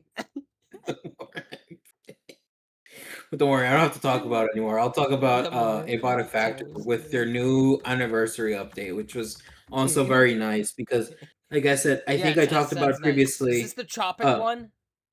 No. That one's not out yet. Okay. That one comes out. That one comes out later this year. I remember hopefully. what you said last time about this game. This is what he likes without the bad mini games. I know. Actually, there's still one kind of okay. We won't talk about it. 10 out of 10. There's no bad mini games. Asterisk. Anyway, they had updated in May, which I talked about. Mini game was that January 6th. It was spotted in the documents. Oh fuck. They had an update in May. I talked about that last time. But the thing is that in July when of a January 6th protest with like shitty mini games on it. God. Fucking Chadley's there leaning on it like Chadley was his whole thing. Hey, I'm playing some mini games. You want to play? Oh fuck me. The thing is that the 1.0 for this game for Abada came out last year in July, and so because of that anniversary, they decided to do another update this month in July for the 1.0 essentially. And what they did was that they added a lot of kind of cool things, I will say. Okay. So since they had revamped Pets 2.0 back in May, and you were able to make more pets, they added Another pet that you could get, and more mutations to different pet, which is nice. Nice, But they nice, also nice. Love a added good mutated pet. and yeah, you can get pets. You can make this time. You can make a pet. You can digitally recreate a pet because now there's digital garden plots. Back previously there So was you're only like like, regular what are garden you plots. like playing Now, Tamagotchi in your yeah, abiotic yeah. vector? This Well, sounds like a you're not playing newbie game. Tamagotchi. You basically create the Tamagotchi, plant it into a digital garden plot, and then once it's fully formed, you can pull it out of its digital existence into reality, and now it's your pet. It's great. It's fucking great. It's awesome. Someday when this show's more famous and pays some of our bills and we have reason to like do like it live just so people could see like facial reactions, because I make a lot of them when you say things sometimes, which I'm sure you do as well from the other end. Um Yeah. but sometimes you say things and like I just know that if there was a camera on me, that I have just like become a template for like a minimum of 732 new memes. Sometimes when you say things, and I'm just like, the fuck is he saying to me? What is this about? I'm sorry. And you're It's just okay. like, Don't baseball, worry but about it. Don't bad. worry It about it. I could works. I could turn digital stuff into physical stuff. It's okay. In your It's all digital right. game. Yeah, in the digital Okay, game. I'm noticing a trend where you seem to have a lot of things inside things inside things in games that you play. You're like It's playing perfect. It's like fantastic. your genre niche is like the Russian doll, but for video games. It's You know what I Inception. Yeah, mean? it's Inception. No. Inception's good. The Russian doll is just kind of creepy and weird. Inception's really good, although it's nowhere near as good as Tenet. Tenet's really good. You should watch Tenet. Have you What else seen did they Tenet? add? I have not. I Have you seen won't. Inception? I have seen Inception. Okay, you should see Tenet at some point. I bug you to I will. watch a lot of movies. You should watch Tenet and actually watch it and then get back to me. Tenet's really. Did you like Inception? Um, I thought it was fine. It's been a long Hmm. time since I've seen it. Um, Okay. You should watch Tenet. Tenet's really good. Tenet's like absolutely like a really smart movie, and people are too dumb for it. You should watch Tenet. I will. Everybody, I that's will your at some homework. point. Go watch Tenet. Please go watch Go Tenet. watch It's that. really All good. right. If I find it, I'll watch it. You should. Um, Well, I mean, it's around. It's not like it's I mean, hard to yeah, find. I just need to know where I can He's like like watch it. So. scouring the Sahara. Find the one hard physical copy of Tenet Where's the left in the fucking world. physical copy of Yeah, where's Tenet? the physical copy? Physical. Fucking babies. We'll get to you later. Oh, Dumbass well, babies. this is gonna be. Oh, I can already tell I'm it's gonna be right, bad. and Okay, they're all wrong, and they're not gonna get what they want because they don't know how to get it. all right. We'll get to So let's that. I see. With can't wait. Abiotic, they added a new cool oven, which thank God that they A, did. But yeah, no, a they new. definitely So added wait. just Is this a nice oven or a new like cool oven in that it's an oven but cold? no. It's a better oven than what you I could hate use this show. previously. I hate this show. The sentence that just left my mouth was like an oven but cold. I hate this An show. oven, but cold, but hot out of Fuck cold. an oven but cold. Is it like an oven but for cold? Is like the most stoner thing I might have Are ever you, said in my life. are you just Is gonna? it Are you just talking about a like fridge or an a freezer? Is that what you were just saying? I mean, it won't cook in there, but it'll keep it cold.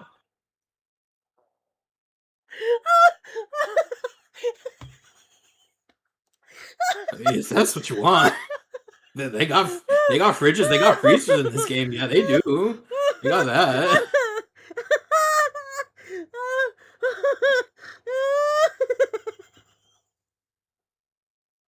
Oh my god. But Oh yes, god. better oven, better oven. More skills that they added in the skill trees. Thank God. Some of them are really nice. Um, more cool foods to create. They didn't add any new worlds, which is fine because they're working on that big one at the end of the year.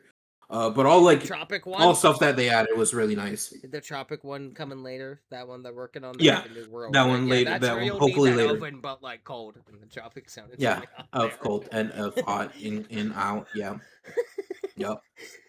Oh god, Yeah. help it. I'm just like looking at the fucking like episode potential name list here. Mega Mike, there is a human Megamind. Megamind was there at the January 6th. I saw him. Midlife FPS crisis. A doctor without a face. His face is wispy, air quotes. Chadley got me like, maybe Shinra isn't the bad guy. The more he tells me, the more pain I'm in. Followed by, is it like an oven but for coal? This fucking show is such a goddamn train wreck. It is fucked. Oh my god. Okay. So yeah, that's a body factor. Again, they added a bit, not that much, but thankfully all that they added was really nice. The last thing I have been playing so far, has been Romeo is a Dead Man. I finally am getting to that one now. That's the. I have not finished hold it, up. but I'm Is that super the close. I'm new super close to finishing Suda? it. Is that Yes, Suda? Swery? new Suda Is that 51 both? Grasshopper. Right? Isn't it both on Yeah. this one, or is that the other game? There's like no. There's like a weird hotel side scrolling. Oh game no, both that of one them, was right? an old one. That one was I'm trying to remember. No, it's not that Hotel one. It's Barcelona. yeah, something like that. No, it's not Yeah. that one. Okay. It's I it's a know. much more Is newer one. Romeo and a Dead Man both still both Swery Suda? Yeah, no, Oh. it's Suda 51. Swery is someone else. This one's just Grasshopper, which is Suda's company. At least Grasshopper's still around. Yeah, Grasshopper's still around. And I've been enjoying. Remember when Platinum Games was around? Yeah. I mean, they're around, but yeah. Are they? Are they? They Like, technically aren't. Platinum Games in the is literal around sense they are, but Platinum Games is around in the way that 4-year-old use imaginary best friend that would never hurt you ever and is actually perfect and ideal and is really just your childhood subconscious like yearning for freedom it doesn't even understand. That's how Platinum Games is around. They're not around though. You know? That's When's the last time a Platinum game came out? I can actually look. Yeah, It's probably like recently. Was it Wonderful whatever? Wonderful 101? No, that was one of that one came out was it quite some. wait, was it it's the failed thing, right? The Babylon thing? No? Babylon's Fall? The fucking shitty like Yeah, Babylon's online? Fall, the one that didn't even last like a month. Yeah, no, it's not that one. It like half came out and then died in like a week. It was weird. That was like, when's the last time Platinum Games like had a game come out? 2025 Ninja Gaiden 4. Nobody cares about that. No one cares about Ninja Gaiden. Nobody gives two fucks about Ninja Gaiden, man. Who care about Ninja Gaiden? No, like Ninja Gaiden. Like, I'm sorry. Like, if anybody actually cared about Ninja Gaiden the way people say people care about Ninja Gaiden, motherfucker, why your franchise get like one game every 10 years and they're like the same game, bro? No one cares. You got bodied by Devil May Cry and everything else in the genre. No one cares. Like, you'd be like, Ninja Gaiden, and then no, you don't see anyone clamoring for it ever. I'm just saying, nobody cares. The only thing I can see is that they helped with Final Fantasy 16 and Metal Gear Solid Delta Snake Eater. Those were some recent ones. They're not around anymore. But they are developing the new game Teenage Mutant Ninja Turtles: The Last Ronin, and that's not real. Stop saying that. That's not real. That's not real. Yeah, we've had this talk already. I'm not doing this again. That's not real. You've shown literally like a JPEG with some font and made a sound file play across the last 5 years. That's it. I refuse to believe this game is real. Like, you have shown less content than fucking Deep Down showed. This game is not real until I see some goddamn gameplay. It has been like brought up twice at like major Jeff Keighley cult event of the year, and every time it's literally just like generic picture of a dark alleyway with a manhole cover and then like a sound file, and then it goes The Last Ronin. nothing of substance has been like less content than games that like get canceled before we ever like do not trust this in this day and age until it's actually showing something. Like, I don't believe this game's real. I really like. I want to be wrong because that'd be great. I'd love a badass Last Road in Platinum games that lets me like TMT it up, but Revenge Rising, whatever fucking Metal Gear that is. But like, come on, y'all.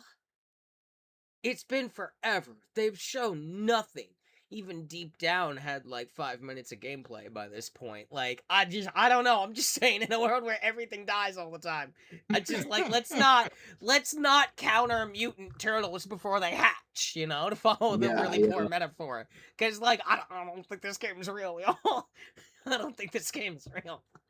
I think we all want it to be real, but until I see more concrete evidence, this game is Schrodinger's cat at best, okay? Schrodinger's turtle. Yep. Schrodinger's turtle?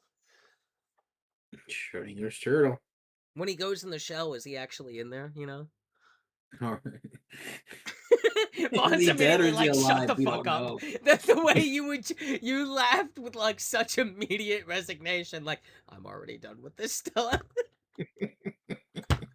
Oh my god. I can't wait till we're like, I'm in my 40s and you're in your like mid 30s and it's still gonna be this much of a train wreck. It just won't change. Oh, it's gonna. The good news is the industry will always provide things for me to make fun of. Oh yeah. Maybe they'll learn how to do some good mini games by then for you. And all your boom shooters. Maybe they'll figure it out. Wait, I mean, there's already been good mini games previously. It's just that they've decided not to learn good mini them. games. How about we, you know what, maybe we could, I still think we need to go back to basics even further than that. I hear you on good mini games, but allow me to pitch to you, what about just a good game? And no mini games. What if we just make the game good? How about we go back there first? Have we considered making it good? You know what I mean? Like, I feel, you know that comic with that like CEO guys like, we need kids to get the money. We need sales to go up. Who's got any ideas? And it's the one guy like leaning on his hand and he says a thing, and then he gets thrown out the window by the CEO, or whatever. It's me, and I'm over there looking at like every studio, and I'm like, have we considered making it good? That's how I feel. That's how I feel. That's how my FPS midlife crisis feels, where I'm just like, how about none of that nonsense? And what if we just made the game itself good? How about we start there? And we're not getting any of that.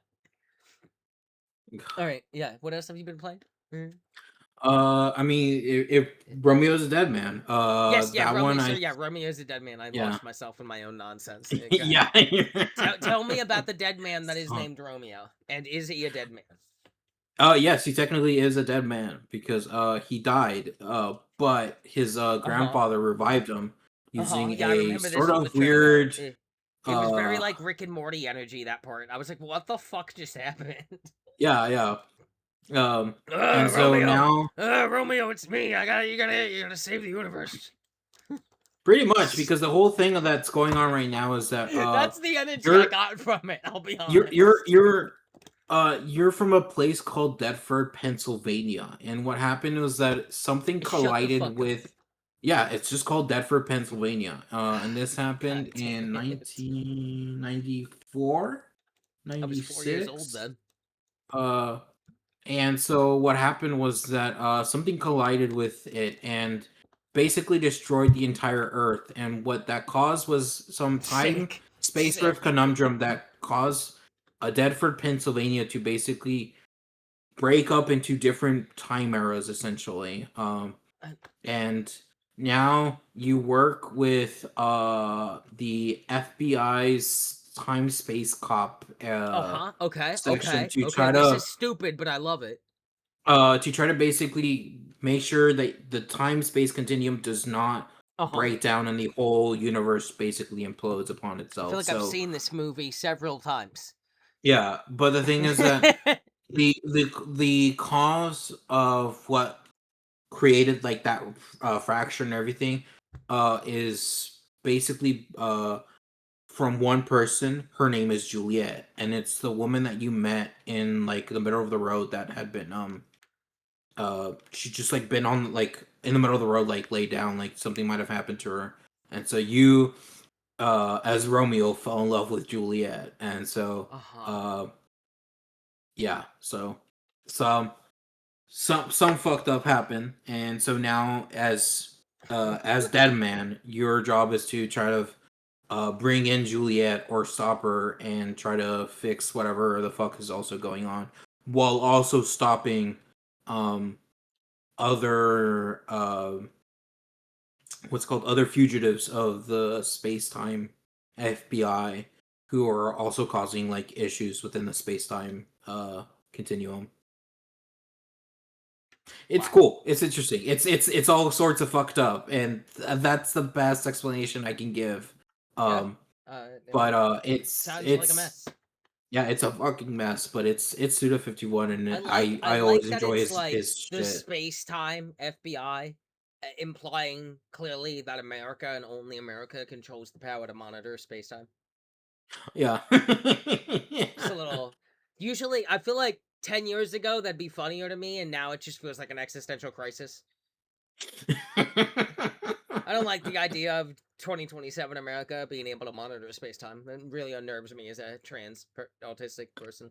Just gonna Technically, put that out there. this space-time FBI developed Uh-huh. in 2030, so we'll see. That's Oh, great. 4 years time, we'll see if Oh, the anything develops. PS6 will be out then! Yay! Oh my god. Uh, but I've been loving the game so far. I've been enjoying the What combat and kind of everything. like is it like It's what hack and kind of get slash. so like it's like a No More Heroes? Yeah, like No More Yeah, Heroes. okay, yeah, okay, okay. Yeah, yeah. How's the soundtrack? Um. Oh, it's good. It's really fucking Yeah, good. it better be. It better be. I feel I like think my most games favorite have to have my sounds. favorite boss theme at the moment has been the second boss fight. I've been that has been a jam so far. Mhm, The what's it called? mhm, The thing about this game is that you can get four different melee weapons and four mhm. different guns.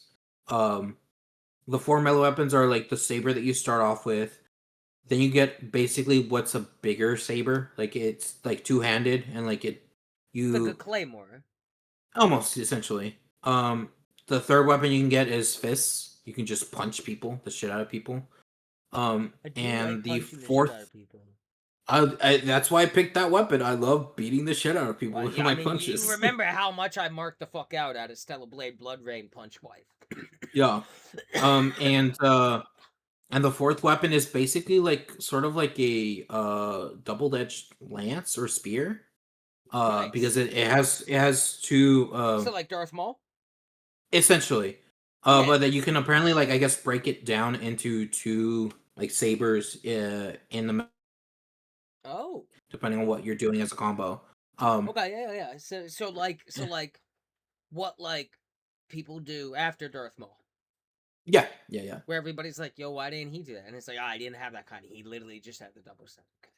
You just Every double. single person after with the double sided kind is not using a pure double sided. It's a longer and shorter one that combine, and then they snap them apart, and it's like, ah, now you can't cut his Da, da, weapon in da, da. half, or like that sick moment where like in Star Wars Acolyte, no, is that what? Yeah, Acolyte, yeah, that shit was awesome.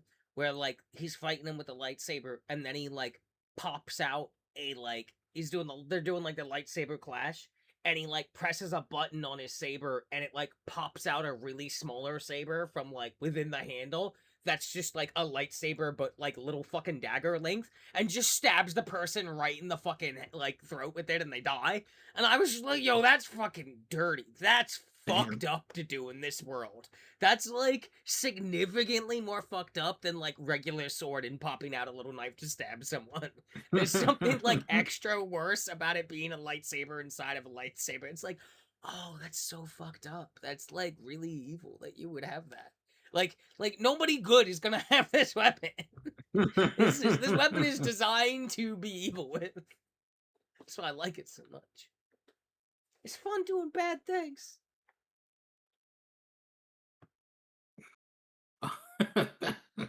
Oh, You heard, but you yeah, heard me. those are the You 4 heard weapons. me. The 4 You know guns that you can exactly get what that is is, so we don't need to go into it. You we know. don't need to go. We need to do it. Everyone should know. If you don't know what that is, you're too young for this show.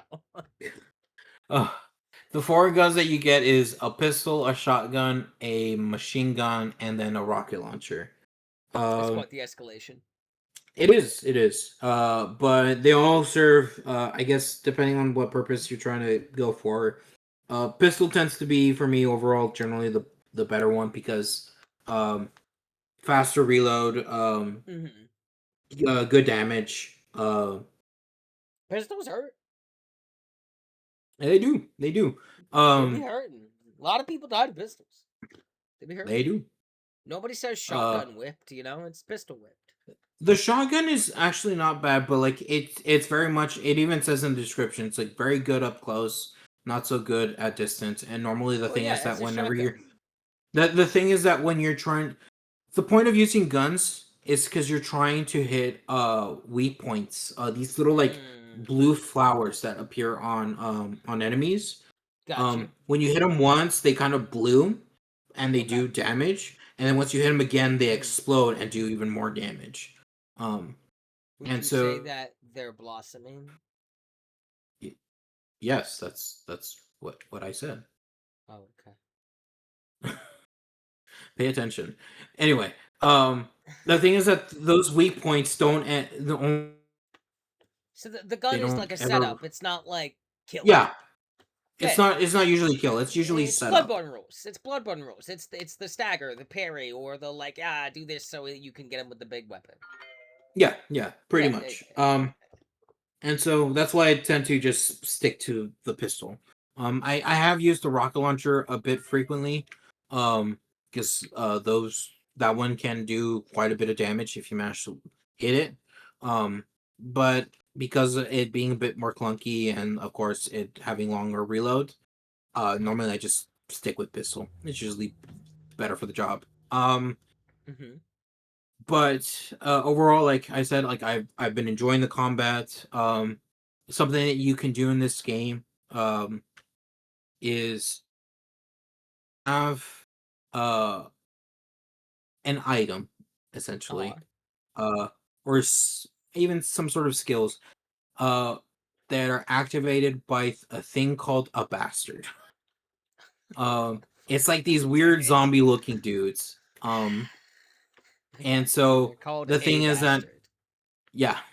And so the thing about these bastards is that each one is unique because they have like a skill that they can activate using.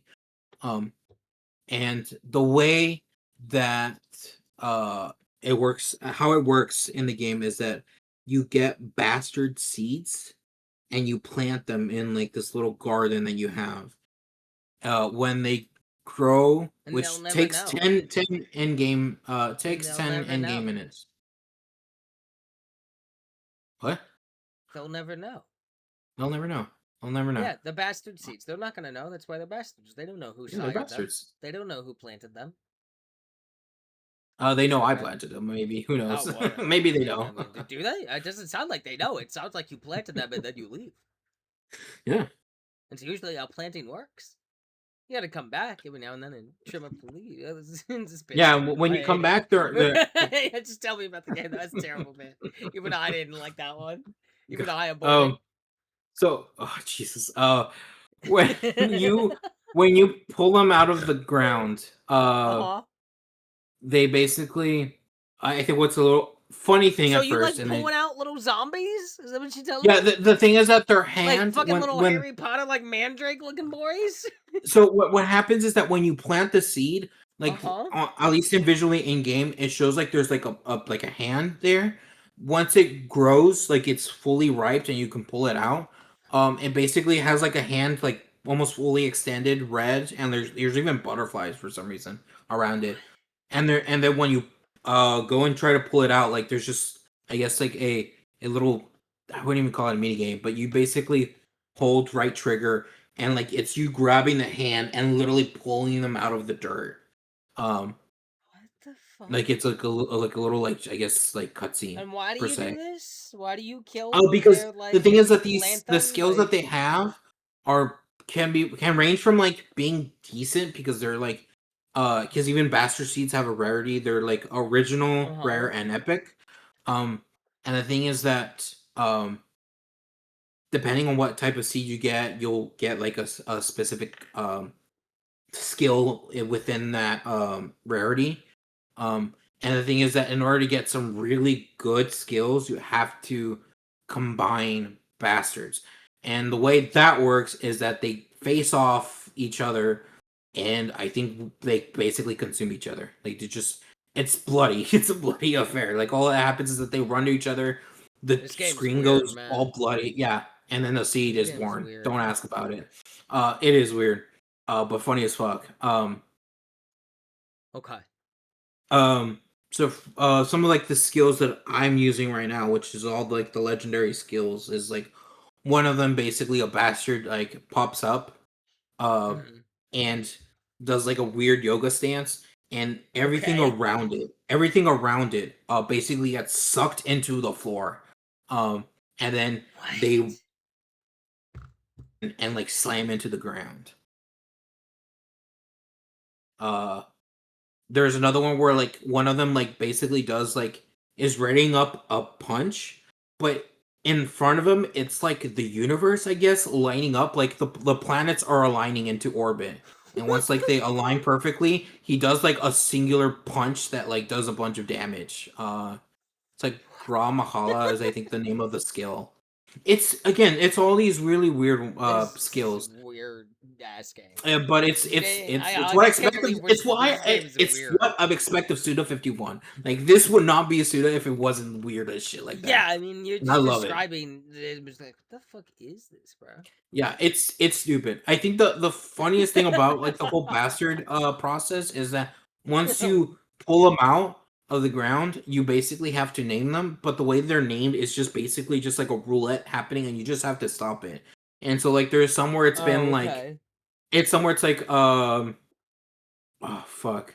Uh Watches 5 movies a month and then like a random name. Or it's like has a really What? great uncle, a name.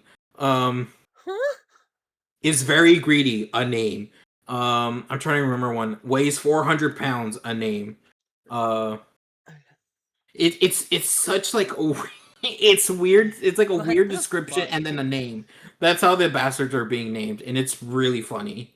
This is, yeah, this is the most bizarre part of this, which It's I a bizarre really part, but like. a fucking funny as fuck. But Wild. that's like another aspect Wild of the that you've game told me about that so that far.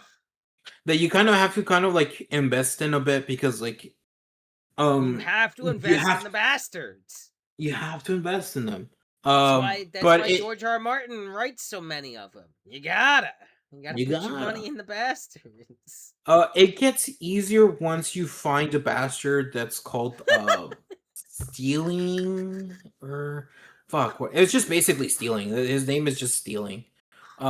His whole skill is that he steals items from other enemies. Uh-huh. And the only item that you can steal from an enemy is a bastard seed. So he is stealing the monster seeds. Yes. Um, and when you level these bastards up, because they can go from, I guess, like level 1 to level 100 in like 3 different stats from Holy their fuck. like Jesus effectiveness, their Christ. cooldown, and like their damage or whatever, or range sometimes. Um, God, this is so much just for this.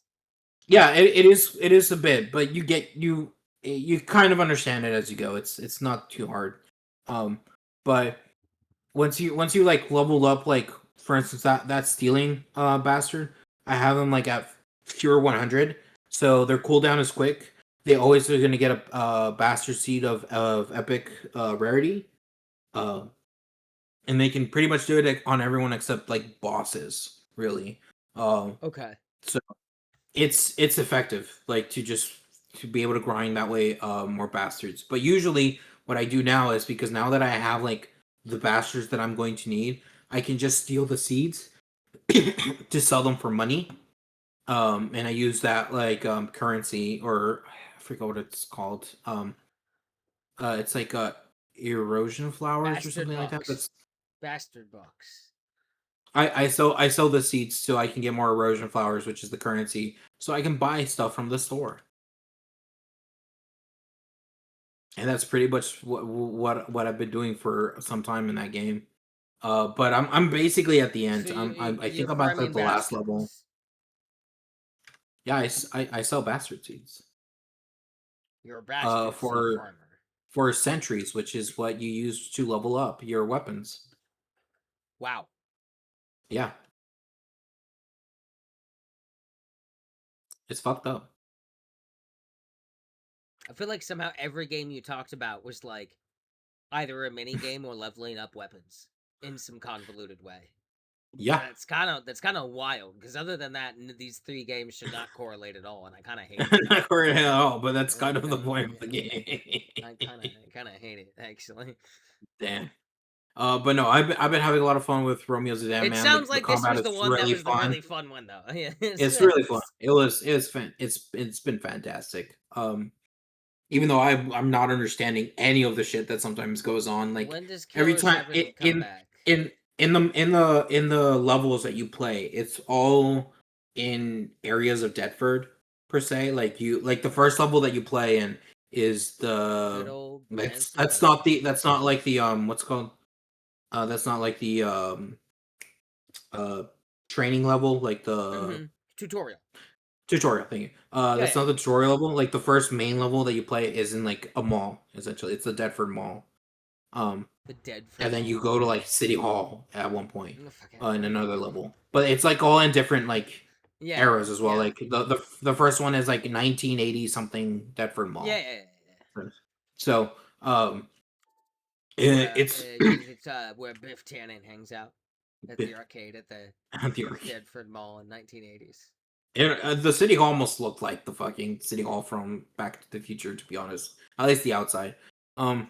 But the thing about each level is that apart from having like the normal level that you're in, you can go into subspace. And subspace is I know. It's weird. The funny thing is that the way that you enter subspace is through a television, and the television always reminds me, for some reason, of like Twin Peaks, because it's just a guy like with a cup of coffee, and like he's just putting sugar and like swimming, or like he'll sometimes have a steak dinner and like cutting the steak and like drinking the wine, and like tell you some of the most random stuff. Like some things like I'm like, what the fuck are you talking about? And then he's like, travel to subspace, and then he just points the finger at you and then transports you into subspace. And then now you're in like this really weird digital like everything you just said was very Twin Peaksy. Oh, but no, it's fantastic. Yeah, no, I'm about to finish that. Hopefully I'll finish it up if not this weekend, like the following weekend, or at least during the week. So I'll have that good to go when we get to August. And yeah, fantastic. And I think the only thing I could say of for mini games I played very quick is I played Killing Floor 3 because it's a free weekend right now.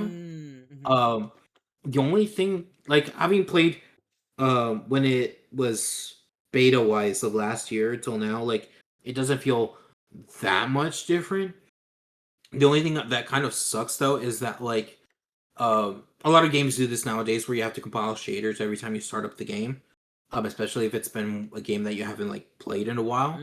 But the thing is that for that game, like I had to compile shaders once to get into the game, once to get into a different map, and then I think another time to just go back to like the main menu. Like it is compiling shaders like constantly, and that's kind of what the like that just kind of feels like a lot for like this game. Like it's like if it's gonna be like that every time, where it's just you're just staring at like the what's it called the loading screen for compiling shaders. You sure like, you're not hitting the weed pen? You're over here like forgetting what a tutorial when a loading screen is.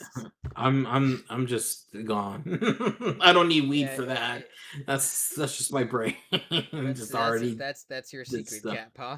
I don't need weed for that. I don't need weed. Meanwhile, I'm like fucked. just like killing the joint as the world's on fire, and I'm like, all right, fuck it, let's go. But yeah, no, that's all I played. Really, just this month, and more Siege, and more Ready or Not. Gotcha. Alrighty. Well, with that, let us mosey on over to the news, where things are usually depressing. Yep, very depressing. Let's start with the big dog in the room. Sony is phasing out physical discs. I think it's by 2028. It's gonna be no Yes. more. This is something they've like when you start like reading about it and more. They've been planning for a while. Yeah. They only have one physical disc factory, and several years back, they already had started training everyone in something else that's gonna like yield more profit, is more in demand, even still.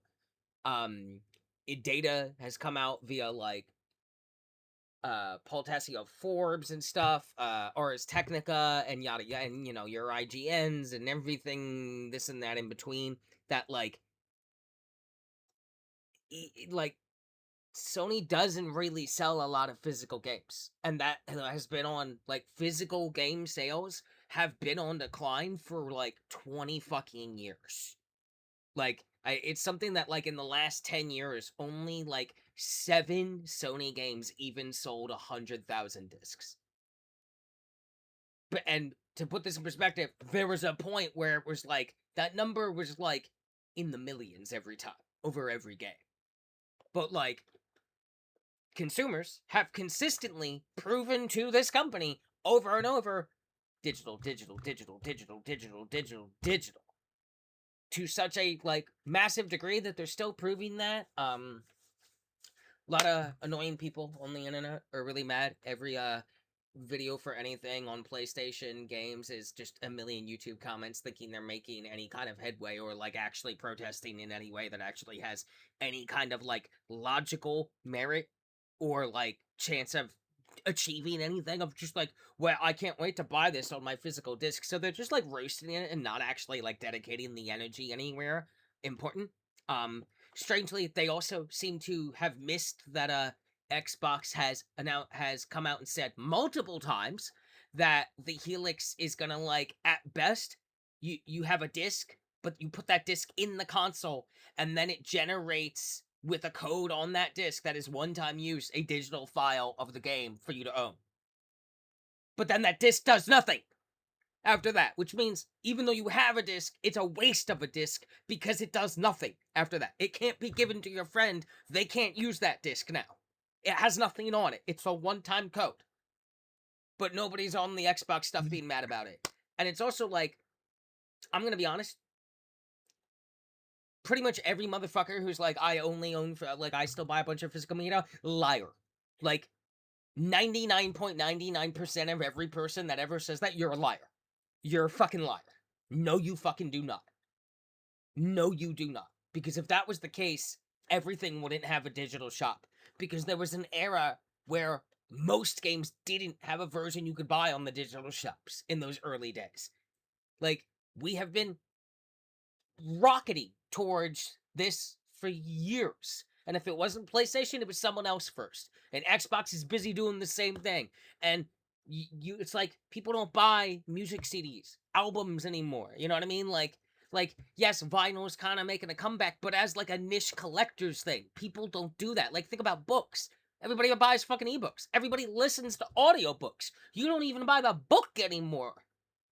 Physical media in all forms has been dying rapidly for 20 something years. Anyone who doesn't see that or acknowledge that is brain dead and a fucking moron. I think Also, it doesn't you're really not matter gonna if hang on. physical was Well, already dying. It's the fact that the I'm not. choice is being removed, and I think But that's kind of you're where. not choosing the other thing when it's there. No one is. But it does. Otherwise, But they would does. still sell it. Also, like all this energy and habla and noise and the way they're going about it is going to achieve nothing but make you look like little fucking bitch babies who can't think big picture and also don't actually know how to protest something. Like the way they're going about it is not going to achieve a goddamn single thing when physical sales are like less than 1% of what Sony's shit brings. Man, they don't give a fuck. they can afford to lose that every year and still make big money. In fact, they'll make more money because they won't waste the money on the physical stuff that y'all motherfuckers ain't buying. You ain't putting your money where your mouth is. And honestly, for all the energy and noise people are making about this, it's really annoying to look at it every day and be like, if you took like a quarter of the effort you're putting into this and like focused heavily on, I don't know, digital consumer rights and ownership instead, you might actually be able to like affect some good change for consumers in this insane shithole capitalism, good corporatism world we live in. Like, we're never going to live in a world where we're gonna have like the dream scenario for us as consumers. Let that go. It ain't gonna fucking happen. Human beings are not that nice across the board to let that happen. But like, you could like really like the fight, the energy more now than ever. We need to be focusing on making sure that like digital consumers' rights exist in a real and tangible way that is in our favor as much as we can make it be. Not making all this pointless noise about physical media that most motherfuckers aren't buying. So yes, there's the lack of choice, but it's like a lack of choice over a thing you weren't buying anyway. Like, can you really make that argument? Like, if I present you with orange juice or lemonade every day for 25 years and you took the lemonade every single time and never even glanced at the orange juice in 20 years, and then I stopped putting the orange juice out, how am I at fault? You never wanted the fucking orange juice, you keep picking the goddamn lemonade. Even when the lemon, like, and it's even dumber because like they're like, you'll see people complain. They'll be like, it's crazy because digital games cost the same. Yeah, it is crazy, actually, that they do cost the same. That never made any goddamn sense. But you can't be mad about that over that being the reason that physical is being phased out. Like, it's been phasing out for years because you, the people, stopped buying it over the digital that should be less expensive but cost the same. You got us here, not the companies. All Well, they did was create the product, and then you just walked in line and said yes to everything. Don't be mad about it now when they make the decision they've clearly been going towards. Like I don't know. I just I feel mean, like the it's way for me. people are The thing is that, responding like, to yeah, this is mostly stupid. most sales are digital. I have seen some of the graphs, and it's like, yes, most Almost games all are of right them. now It's in like, dude, digital. it's like a But the thing is that 95 you still 5% at have a best. small amount of people that still want physical, Yeah, and like sure, I do. want but aren't buying. No, they're still buying physical. That's why there's still physical sales. Like, it's still going, and that's And it's still been like a a thing choice that's that they're dying in making. And every like, if entertainment and they're industry. just getting Like, that choice removed completely. Like, now it's all digital. Now there's no way to being able to get a we've physical always disc been headed anymore. to And this, so, though. Like, yeah, I I don't know understand. Are it's people blind? Like, I don't know. I don't see the like point in any of the upset over this when less physical of everything is selling every year. And instead of all this noise over shit that most people ain't buying, and even if they're saying they're buying, they're not buying nearly as much as they say they are, because frankly, bullshit, you don't have the space. You just don't. The convenience of digital wins more people over than any kind of physical appeal ever will. That's been the whole point. Like, I understand that like people are like collectors or somebody's like preservation and stuff like that matters, but like, I don't know, focus on digital preservation, man. We needed to be focused on that 20 years ago.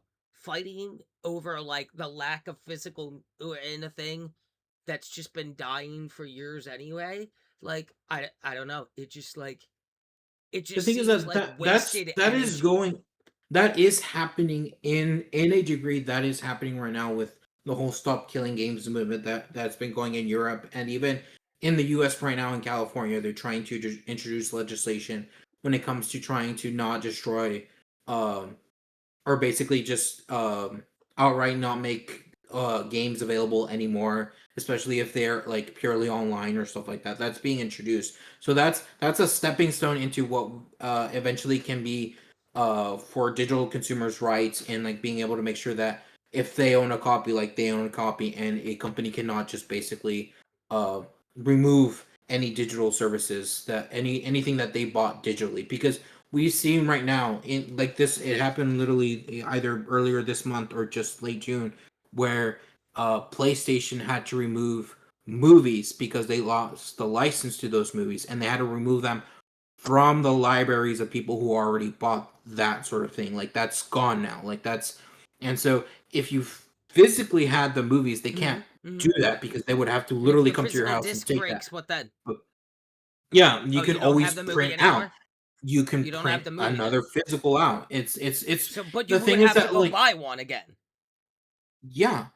Yeah, that is the thing with physical. And the same what happens when your hard drive gets fucked?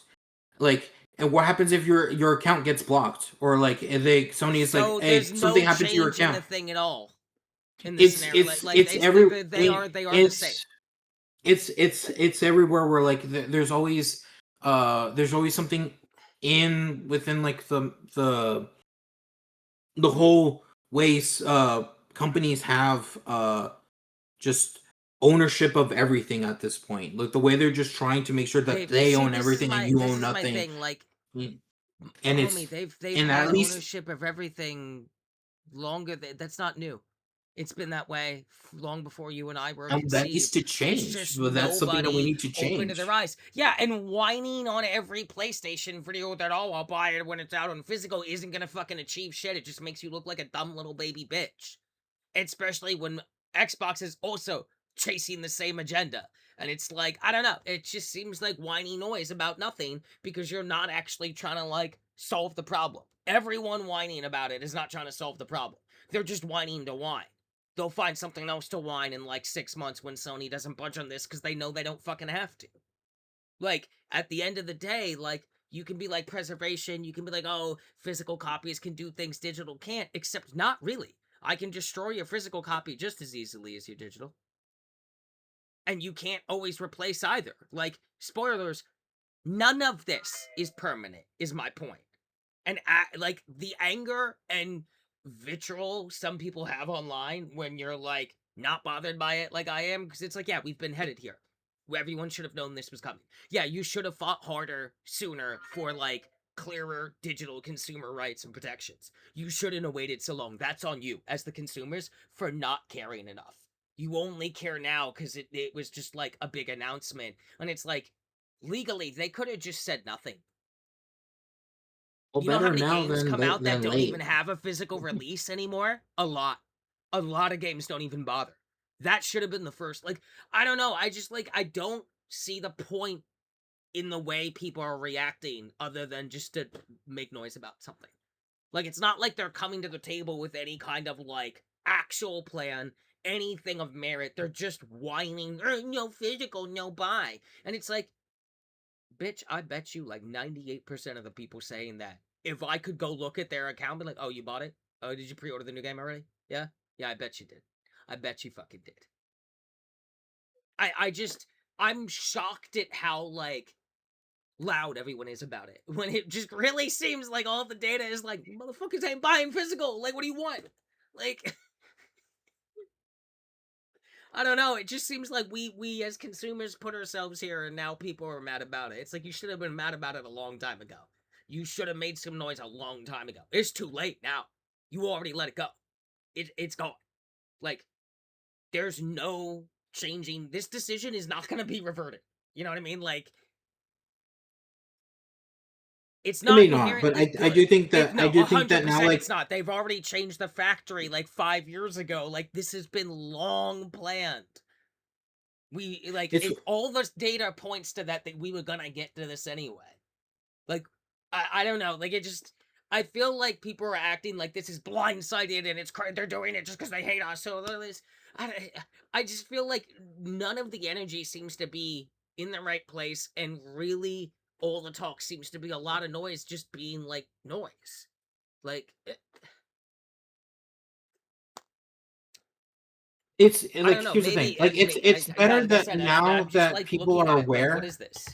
And like at least people now are aware of like, okay, now that you realize that, hey, yeah, your consumer rights are basically squat, and like now you should be doing more effort into making sure that you own the stuff that you are buying. I mean, Like I better agree, but now like, to do that but now, look, where back then they didn't even realize that was a thing. Like, sure, yeah, I mean, but also, like, here's my doing thing though. Back then, with the physical disc, you don't really own that any more than you do the digital file.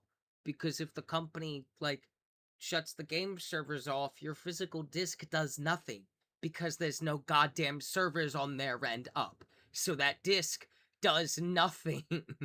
For an online game, yes, that disc would almost do nothing because you would need the servers to set it up, and which is where the stop killing games would come in. They would make sure the I whole point of mean, that legislation every that's single happening player, right now. so, like, I can go play Dragon Age Inquisition right the fuck now. That's a PS4 fucking game. That game's servers are dead, but it has a single player. I own the game. I can install the file and boot it up and play the fucking game all I want. What difference is that from a disc then? None. Zero. Except it doesn't waste space in my room. Like, I don't, like, I could, if I had the machine that could run it, which, by the way, most machines are not backwards compatible for this exact reason, which is a thing people did not make enough noise about, strangely enough. Yeah, it's one of the things I Like, was you know what I annoyed. mean? Like, if you take any game, disc-wise, like, how old is the game? You know what I mean? Like, we hit a point where stuff was stored on a back end in a server somewhere because that's where we went. Should have complained about it then. Like, complaining about it now, like, it's too late. It's gone. It's already gone. It's been gone. You can't stop that now. What you can do is focus on what we have now and make sure that the longer term digital lifespan we're looking at isn't going to leave us with nothing, in the sense that the physical did the same way. Like, I don't know. I feel like none of the focus makes any sense. Like, other than a few handful of people who actually, like, see the bigger picture of, like, okay, we really need to focus on, like, ownership of digital things and not letting companies just shut down things or stuff like that. I mean, like, all that should be way more at the forefront than, like, yelling about physical media that no one was buying in the majority of, like, thing anyway. Like, I don't know. For a thing that's clearly not a thing people buy a lot of. Like, the amount of noise does not equate, I guess, is my stickling point. The amount of Okay. noise does not equate to the numbers. You're like, yeah, but, like, for the amount of noise there is, 98% of you have probably not bought a physical thing in 20 years. Because if you had, then they wouldn't be making this decision. Because it would be selling really good. Like, you want something to stick around, you gotta prove it. You know what I mean? Like, it's the same shit when we see, like, some, like, boycotts only work when you commit. You know, half-assing it doesn't achieve anything. Like, you take a firm stance when you take a stance on things. The average human being doesn't, dude. Not even close. And I feel like the average Yogi Bear doesn't really even understand why they would even be arguing for physical media. They just, like, see a thing being taken from them. They don't even, like, understand what's being taken from them. They're just, like, mad at the lack of option, but it's like, one, you weren't picking that option. Two, do you understand the differences between the two option and the overlap of the option? And three, the fact that really you don't own that physical disc any more than you do the digital file. It's just a different format. Servers off, servers off.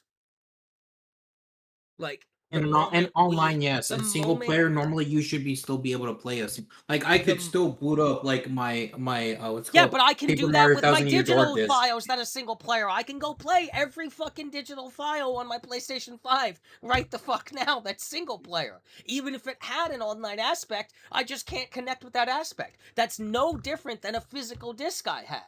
Except the That's the only difference thing. is The my only thing is that physical PS3 and like PS4 discs don't work in my fucking console. But my files do. Like, the only I thing is that the PSN network just went down recently, and there Okay, was so that's such a, all right, issues. yeah, so that No, that no. can't be I'm brought up. just That can't be brought up. Networks go down all the time. Like, yes, networks go all off all the time. But the thing is that when they were trying to access their games on the digital space, some people had issues because the network And the couldn't only verify the reason they made games. that much noise about it is because of the physical disc thing. Otherwise, it would have just been a normal, oh, PSN is down. Like, every network goes down and we'll have moments where it goes down. Hell, sometimes people deliberately take it down. Like, we're just reaching Yes. for straws. Like, you can't bring up the network going down in this conversation as if that's not a thing that happens all the time, completely Yes, irrelevant of this but conversation. Like, well, that's no, it's just still like relevant cherry because the thing is picking. that if something goes down, like if for some reason they need to do maintenance, which happens, that's a very common thing that can happen. They're like, "Hey, we need to take down the network because we need to do maintenance."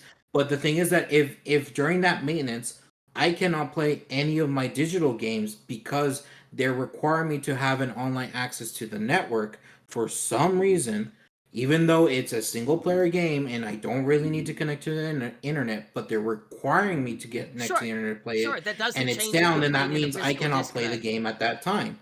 And a That physical doesn't change. disc, No, it doesn't change that. the thing is that with Your physical the disc thing, still needs to connect to the thing. That's why games have updates that still have to go when you put the physical disc in.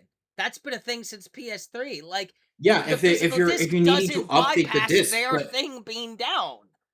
if you need to update the disc, you could update the disc through digitally, but sometimes you could literally say no, and sometimes the disc will still play through. Given that those updates could be bug fixing updates, but you could say no, I don't want them, and you could still play the game. And then And your that save was might get corrupted because of this shit. exactly that is the chance that So you're that just taking, and that that just sucks. so it And just sounds like you're asking for a shittier thing that no, like, what are we asking for here? Physical media to exist in the way it has, in a way that's really not any better than digital. It just is a physical thing, but because everything's connected to the online these days, the physical media doesn't actually have the fucking isolation it used to have from the digital because we didn't stop that from happening. Like, again, the issue that's really important here, we missed the chance to fucking do something about that 20 goddamn years ago as a society.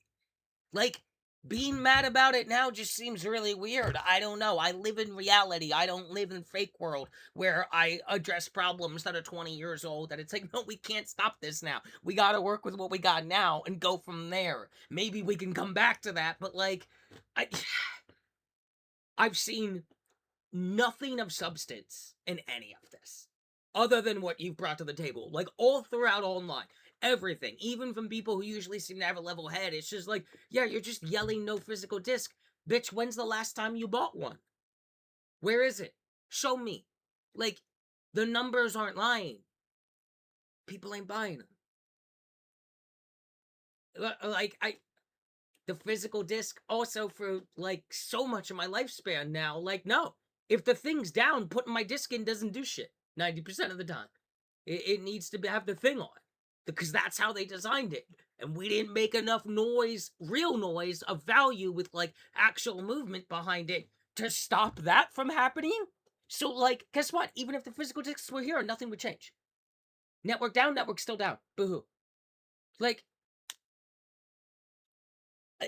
I just feel like it's all a bunch of hot air because no one's actually realizing that, like, yeah, we've been here for a while.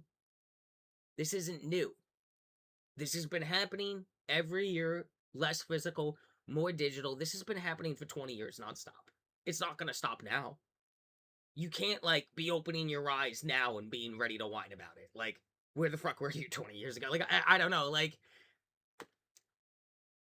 I just do not agree with the incandescent seething rage that's being directed at them for this decision. And it's like, I own 3 physical games, I think. 2, maybe? Like, yeah, I'm most people. Most people don't.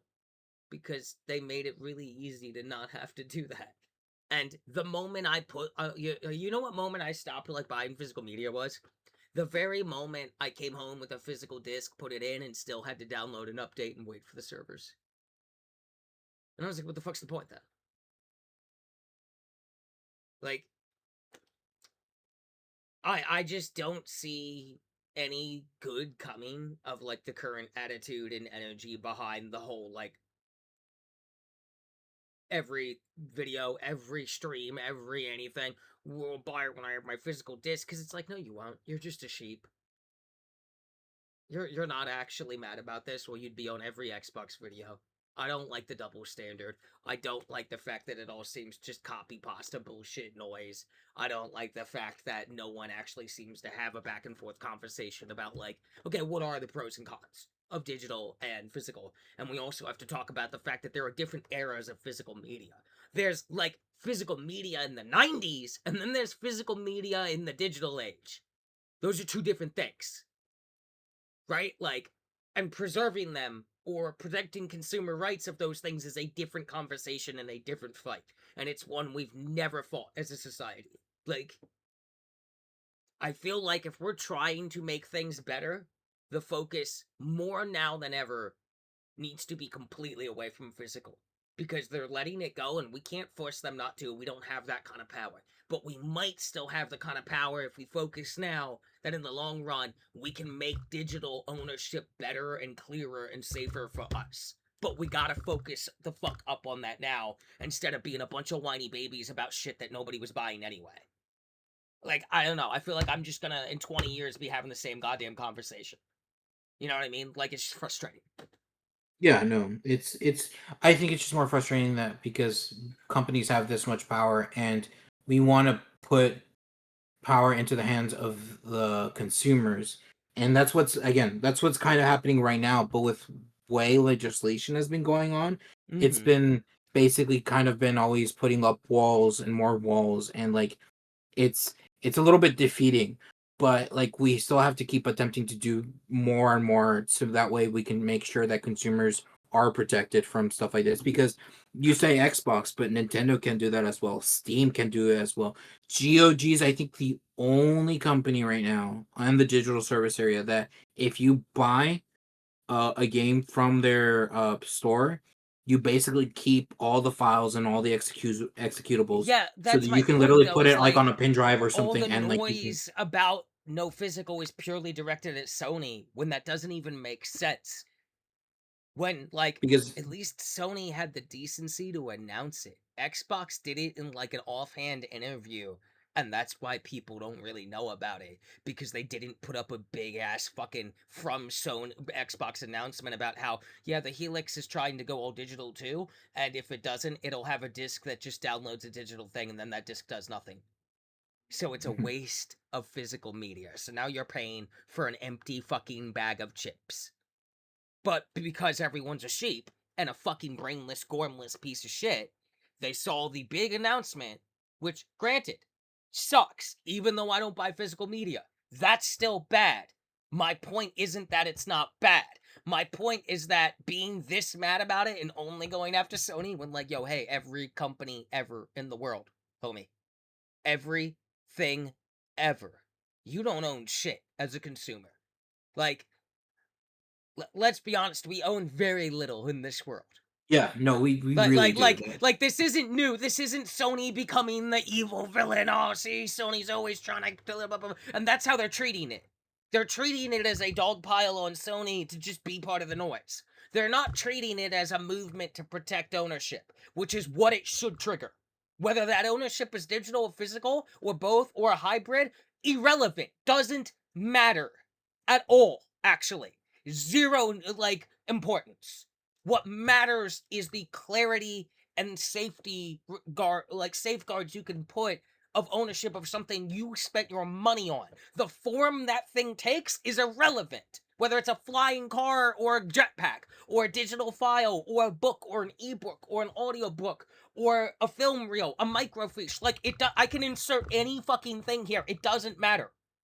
You're still focusing on the wrong goddamn fucking thing because people are fucking sheep. And this is why we're in these problems. This is why we gotta spend nearly an hour trying to fucking educate people on this from two very different but somewhat overlapping viewpoints as two people, while I, like, feel what little hair I have left on my head going white in real time out of fucking frustration, because there's gonna be some schmuck somewhere who listens to this and who's like, oh, you're just a Sony shill. Fuck yourself. You're so dumb. You're so dumb. You are brainless sheep. You're like zombie sheep. Zombies and sheep are somehow more individualist and intelligent than you and see the grander scale of things going on. You're late to the fucking party by so much that the party's been over for 20 goddamn years. Like, it's maddening. It's maddening because it's a bunch of nothing. This is gonna fizzle in 2-3 months tops. No one will care. Not a soul will give a shit. All these people making all this noise. Because in the way this world works, in the way this industry works, first of all, we could be at World War III any day now. I can't tell what's going on, so that's a thing. Second of all, the video game industry lurches rapidly at warp 10 from one catastrophic announcement to another. There is gonna be like 6 other things that happen. Like, and again, like you said it perfectly. I mean, we know Xbox is gonna do this. I guarantee you. Yeah, and Nintendo like will be even next. has the same clause as Sony with of if you're course not they if you don't have an 'cause active they're all the Nintendo, like they could same. just remove it. So Like the fact, like you want to talk about, and if we're talking interesting video game scumbags, Nintendo's number one. Why do you think that shit's only on Nintendo, homie? You want to play a Mario, you buy the Nintendo. You don't see them sharing. Why would they? They're gonna make you buy their thing. How's that any different? Whether it's physical or digital, they don't give a fuck. Like, shit, that company fucking nickel and dime you with the original Switch. Do you remember how much it cost after the controllers, the cords, the extra dongle so it can connect to the internet, the thing it always has to fucking do? Like, and we're gonna harp about discs this loud? Things you don't even buy? Now? Now we're gonna make this noise? Go fuck yourself. That's kind of how I feel. It's like, no, you're too dumb and you're too late even if your intentions are good. And you're too dumb.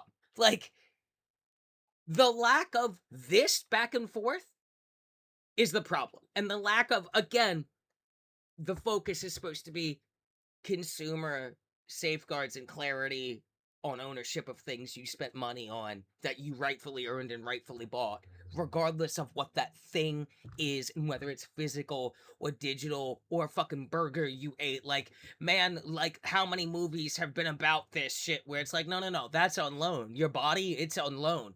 We are like laughably teetering towards that in real time, and people are too dumb to see that. And that's why this pisses me off, is because there is so much a bigger scale and scope of all this that and nuance of conversation that needs to be happened. And what do we get? 2 weeks of, oh, but if it's physical, I can't wait for physical release from a bunch of anonymous fucking January 6er accounts, and probably no real good change will come of it, and you and I will have this conversation again in 10 years when somehow we're in, like, remember old digital where we owned it a little more and now we're renting all of our games again digitally? Like, we're just, humanity's too stupid is the problem.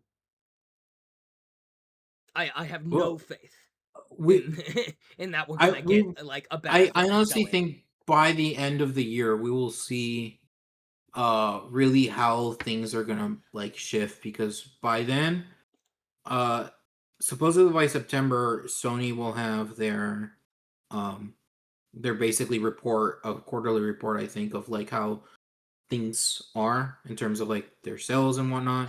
I don't think By I mean, November dude, we'll we supposedly already have know we'll have GTA 6 out, and by then we'll GTA see 6 is gonna make a bit. GTA 6 has we will already see. made more money than any game ever, dude. They already announced it. Pre-orders are already through the fucking roof. It's made billions already. It's probably one of the best-selling game, maybe the best-selling game of all time. It's going to be. It's GTA. That is you're what giving, we're gonna see. No, there is no we're gonna see, my homie. You are giving way too much faith in humanity here, and I love you to death, but you believe in a brighter day that will not come. We don't live. You live in Texas. We don't live in that world, homie. We don't live in that world, my brother. I love you like you are my own blood, and I love the optimism. One of us has got to hold the sunlight up, because it sure as fuck ain't me, because we don't live in that world. Whimsy, or this world is gonna kill me. I gotta be. Yeah, you can have your whimsy. Just know that it is pure whimsy. You are huffing pure whimsy right now, and I envy you, because the high of whimsy faded for me by the time I was 8 years old. Shit. I'm out here just huffing harsh realityism. I'm just like, nah, it hurts. Yeah, I know. More. I'll tell you when I've had enough. I'll die when I'm damn good and ready out of spite and not a goddamn thing else. Welcome to the Only Early Access podcast, where we have an hour-long conversation that scales everything from, like, society to life itself. Like, you know what? You want to know what? Like, we just, like Orson Welles is just smiling in his grave at us. We're here on the podcast talking about things that, frankly, probably most of our listeners can't really grasp, and that a bunch of morons with neckbeards that maybe, like, know 2 quotes from 1984 like to quote, you know, like those stupid people, smart people kind of thing. That's the energy of this. Yeah. Like, I don't think I think their sales are gonna be fine because everybody buys all digital anyway, and I bet you more than half, probably, let's be honest, based on the sales numbers, like 80% of the people making noise about the physical, bitch, you probably already pre-ordered that Call of Duty. It's Modern Warfare 4, baby. It's GTA 6, baby. The world's awful all the time. Of course you already I pre-ordered mean, the I, thing I that mentioned makes this you when we were escape talking for about a little the bit. generative AI stuff. Like I remember saying specifically there was that one post I saw where it was a picture of a Steam group called Boycott Modern Warfare 2. And then like sometime after Modern Warfare 2 came out, when you would look at that same group, everyone was playing Modern Mm-hmm. Warfare 2. Essentially. Mm-hmm. Like I You know know what's how funny is bad I remember gamers can you be when it saying comes to that AI. boycott and See, stuff. the AI, like, making games lose profits is actually happening, but there's a reason for that. It's because the AI makes shitty, bad products, whereas the other thing we're talking about is, like, good product physical or digital. And now the option will only be digital in a year and a half. Those are 2 very different things. And one of them has a lot of fake anger, and one has a lot of real anger. And let's keep in mind that the AI bubble does exist and has forever irrevocably damaged the cost of memory, which is fucking every gaming platform from PC to handheld ever that will ever exist ever. But there are enough dumbasses in the world that the AI bubble got to exist in the first place. And need I remind you, in case you all forgot because it's been a minute, NFT, motherfucker. I have no faith in people when it comes to them having intelligence and, like, the ability to actually focus where we need to focus as a people, as a society, trying to engage in entertainment that doesn't leave us soulless and deprived of everything in a world that's constantly trying to force us to look away. Like, bro, we're only human, but a lot of us are a lot dumber than the rest of us. We went through the NFT thing for how goddamn long? We're still in the AI thing. Only really now in the last year is any, like, real momentum against AI finally fucking building. This bubble is probably not gonna burst for another 10 years or some shit. Like, you know what? I don't fucking care that the physical media is going. It's been going my whole life. I'm from the 90s, baby. I've forgotten more things about forms of physical media than you even know exist. Like, motherfuckers don't even know what a VHS and a floppy disk is. You think I give a shit if they sell me a disc? Like, I don't know. I'm jaded. I can't care anymore. I just don't. This shit comes and goes, man. In 20 years, like, who cares, bro? You'll be putting your fucking super AI tube into your brain or whatever, because you'll just buy it. You're not smart. You're not gonna think about the repercussions. You don't care. You just want the thing. Don't lie to me and tell me you don't when history shows I'm right. I don't want to be right, but I am. This shit sucks. It's probably always gonna suck. And if it gets a little better in my lifetime, that'll be nice.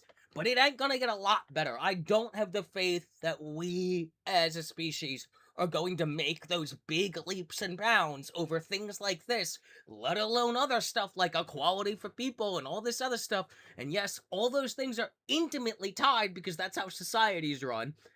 Like, man, we're not gonna. This is no brighter days. This is what it is. Like, it sucks, but, like, I don't know. I don't think anything is gonna come of this. I don't think anyone's gonna change their tune. I can't wait for the era of when they finally catch on that Xbox is already doing that. Nintendo's probably gonna follow suit. You'll have the holdouts like GOG and maybe 1 or 2 others that, like, fight the good fight. But the Mhm. reality is the big dogs at the top that hold all the cards and all the money. The only way to really make them do something is to put your money where your mouth is. Except that only matters if mass majority do that.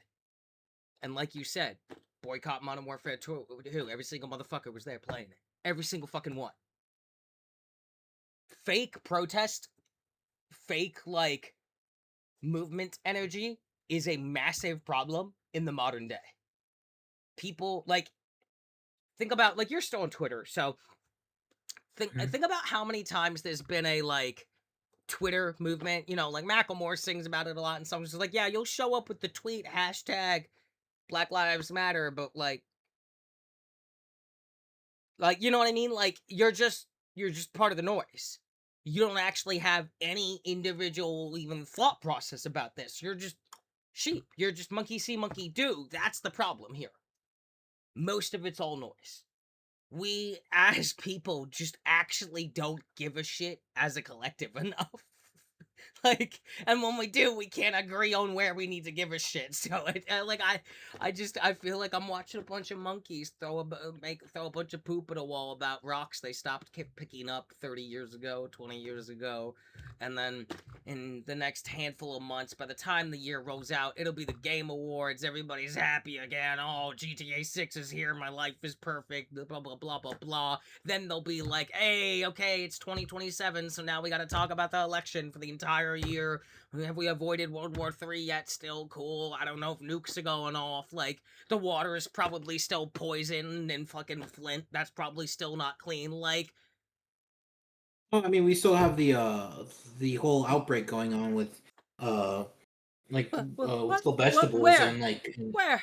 Where? What do you everywhere mean? in the U.S. right now. What do you There's like a mean? bunch of like Yo, no, I know. That's my point. That's kind of just, yeah. I really don't think this shit matters, homie. I don't think it matters in the fucking slightest. I yeah. think it's the most nothing thing in a while, and I feel like I shouldn't feel like this, but I'm looking back on the life I've lived and just the history of us and as a society, as a world, as an industry, as entertainment, and I'm just like, yeah, we've been headed here unsubtly for my entire lifetime. I don't know why we're all surprised. I was like, y'all didn't see that coming? It's a big neon sign every year, every 2 months, basically, for the last like 25. Like, I like, you know what I mean? Like, I don't know. I got nothing other than just like disappointment when I hear about this, when I see the noise, because I know that noise is gonna die. Or we get the worst outcome. The noise doesn't die, but you'll notice, oh man, their sales are doing good. Wow, digital sales are up. Every comment still, I'll buy when it has physical, but digital sales are up. That is terrifyingly very likely to happen. And when that Yeah. happens, I'm just gonna sit here. I'm not even gonna be smug. I'm just gonna like cry silently with my mic muted. Like, I hate this. I hate all of it. I just want to play my video games and escape for a little bit, man. I'm not here to save the world. I gave up on that a long time ago. I envy you your whimsy. I'm out here hard fucking injecting realism into my veins every day. Yeah, so that was a whole thing. Yeah. That's been the Sony thing as of this moment. So. Next gen consoles are going to be expensive. You're probably not going to Yep. get them until 2028, 2029, maybe 2030 at best. RAM is never going down to the prices it was before AI. If it ever does, that's going to take a really long time. It will be a slow drop. So, no matter where you game, get fucked. Regardless of whether it was physical or digital, get fucked. Like, genuinely just get fucked is the name of the game, people.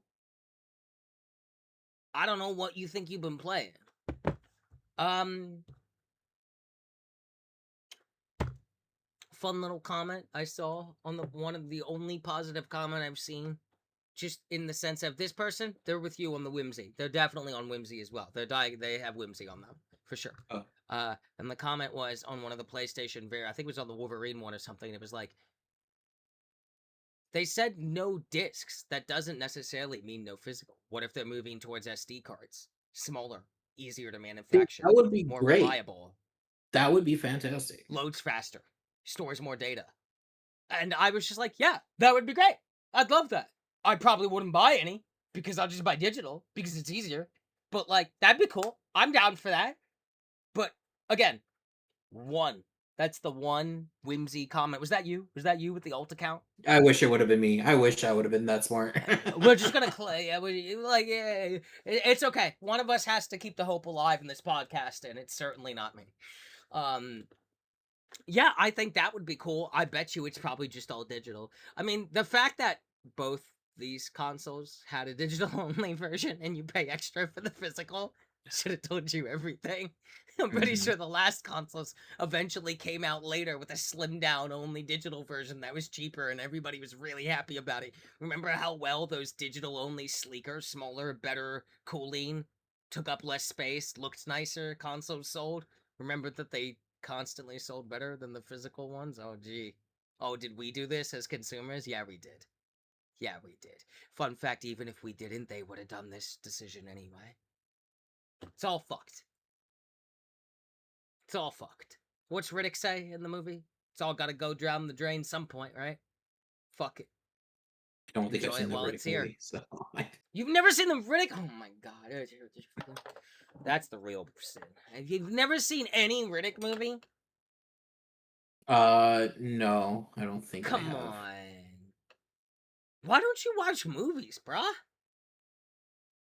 We're Uh, lucky this isn't a movie podcast, or this would be a terrible show. Terrible. Yeah, that's why terrible podcast. Thank God. You know what? I will believe in this little person's whimsy. I would love SD cards. I would still probably only buy digital, but I think that would be funny. I think That it'd would be be funny cool. I think it would be hilarious if Sony was like, yeah, we just said no more discs.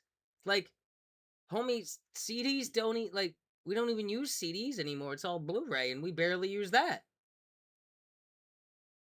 Got these little cool chips that we've developed now.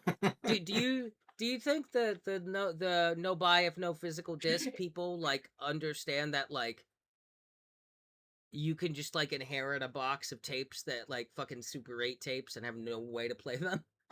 I'm gonna be so. It's gonna be Do they so funny if we understand go that back this has to. been a thing that's happened to every generation over hey, physical things get phased out and replaced, if not by it's just now they're being replaced by digital things. Before that, they got fucking phased out and replaced by other newer, better physical things, motherfucker. It'd be Like, really we've funny been if we doing somehow this regress all the forever. way back to cartridges again. It's like, guess what? We're doing cartridges again. This is Like I hate this. There's no good here, is my point. And everybody's making all this noise like they're gonna make it better. You don't even know what better is. You're over here complaining about being stabbed in the stomach while you've also been shot in the hip. Like, you're just too stupid to notice. Like, what are we doing here? I fucking hate people. I hate humanity. It just continues to disappoint me. God, give me some good news. Let's get out of here. Give me some good news. Nobody can. GTA sucks. Everyone's an idiot. They're all gonna buy it. The pre-order is insane. Like, you gotta get the special deluxe super version to have access to the fake digital stores in your fake digital world where you can later convert your real money at a bad conversion rate to digital money to buy the cool jacket that you used to be able to earn by playing games. Remember when you could earn things by playing the games instead of paying for things inside the game that are already there, but locked behind a real-time oh, paywall? Yeah, let's complain about discs instead of this. We're so good at this. God, I am really just bitter and jaded at this point, huh? yeah. What happened to Stella? That was at the start of the podcast. You know. She'll be back when we get to the good part of the news. Oh, okay. Okay. Okay. There is good part of the What's, news. what's the good Would you news? like? TennoCon happened. Digital Extremes is like one of the most transparent, healthy relationships as it gets these days with a fucking community. They showed off the Warframe update coming late this year in December. We're going to Tau, whole new star system, new planets, new moons.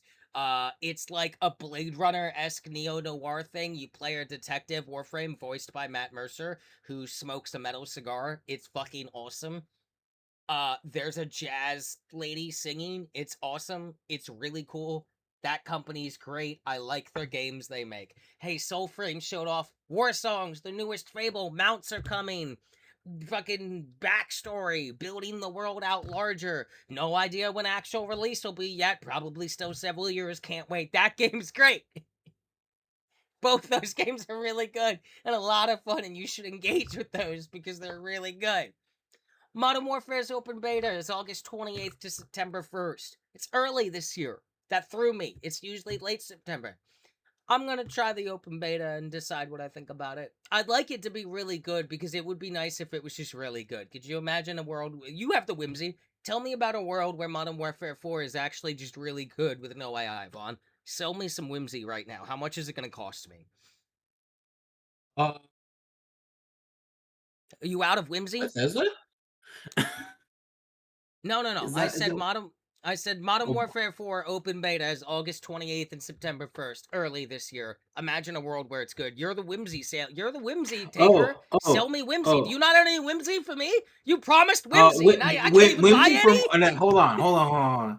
For Modern Warfare 4, I don't know what kind of whimsy I can bring you. What if it's just good with no AI? We both have already put our burdens to the side, and we realized Call of Duty might not be our thing for 10 years. We haven't even passed the first year, so we gotta we Okay, so sell me the whimsy. What if?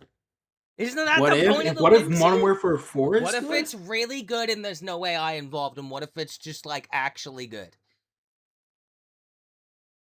That would be great. That would be fantastic. Wow, awesome, cool. That sounds great. I'd like some of that. If that can be can I convert that whimsy into realism that I can hold in my hand, say in some kind of disc shape? That's right, you motherfuckers. I came back for you. I came back to get you one last time. You know why? Because I like to kick them when they're down. I'll be back next time. Anyway, yeah, that's happening. Beast of Reincarnation appears to be really, really incredibly amazing. Everyone says Game Freak cooked. Okay, so that's good. I told my list to get at some point. Again, I'm gonna start working next month finally, so like I'll be able to get hands on these things maybe a little sooner than things have been. Star Wars games might be hitting the highest point in years, Vaughn. Zero Company looks fantastic. Galactic Racer is just Burnout 3. And Midnight Club with Star Wars pod racing. Casey Hudson's doing some kind of fucking Old Republic shit. Surely there's no darkness coming to the galaxy, but wait, what's that? What's that in the distance? Oh no, it's the Saudi Public Investment Fund, approved to own EA, which owns Respawn. I'm not getting that third Cal Kestis game, am I? Nope. Where is it? Not a peep. Been working on it for like 5 years. Not a peep, not a name, not a concept art, not anything. Just weird EA stuff and then Jared Kushner and Saudi and AI firms. I'm not getting that third Cal game, am I? I really feel like I'm not getting that third Cal Kestis game, and I'm mad about it. Laufey is 2/16/27, early next year. BlizzCon is September 12th, 13. You got a BlizzCon hot take? I know you're not a big Blizzard guy. You got a BlizzCon hot take? Give me a Jaded Stella hot take, and then give me a Whimsy Vaughn hot take. Oh Jesus, okay. Jaded Stella thing. Yeah. Hit me with that good shit, Doc. Just tapping. No, this is the bad one. I'm hitting you with the bad first. Yeah, no. I said hit me with that good shit, Doc. Tapping my fingers like I've got like a rubber band around it for the brain.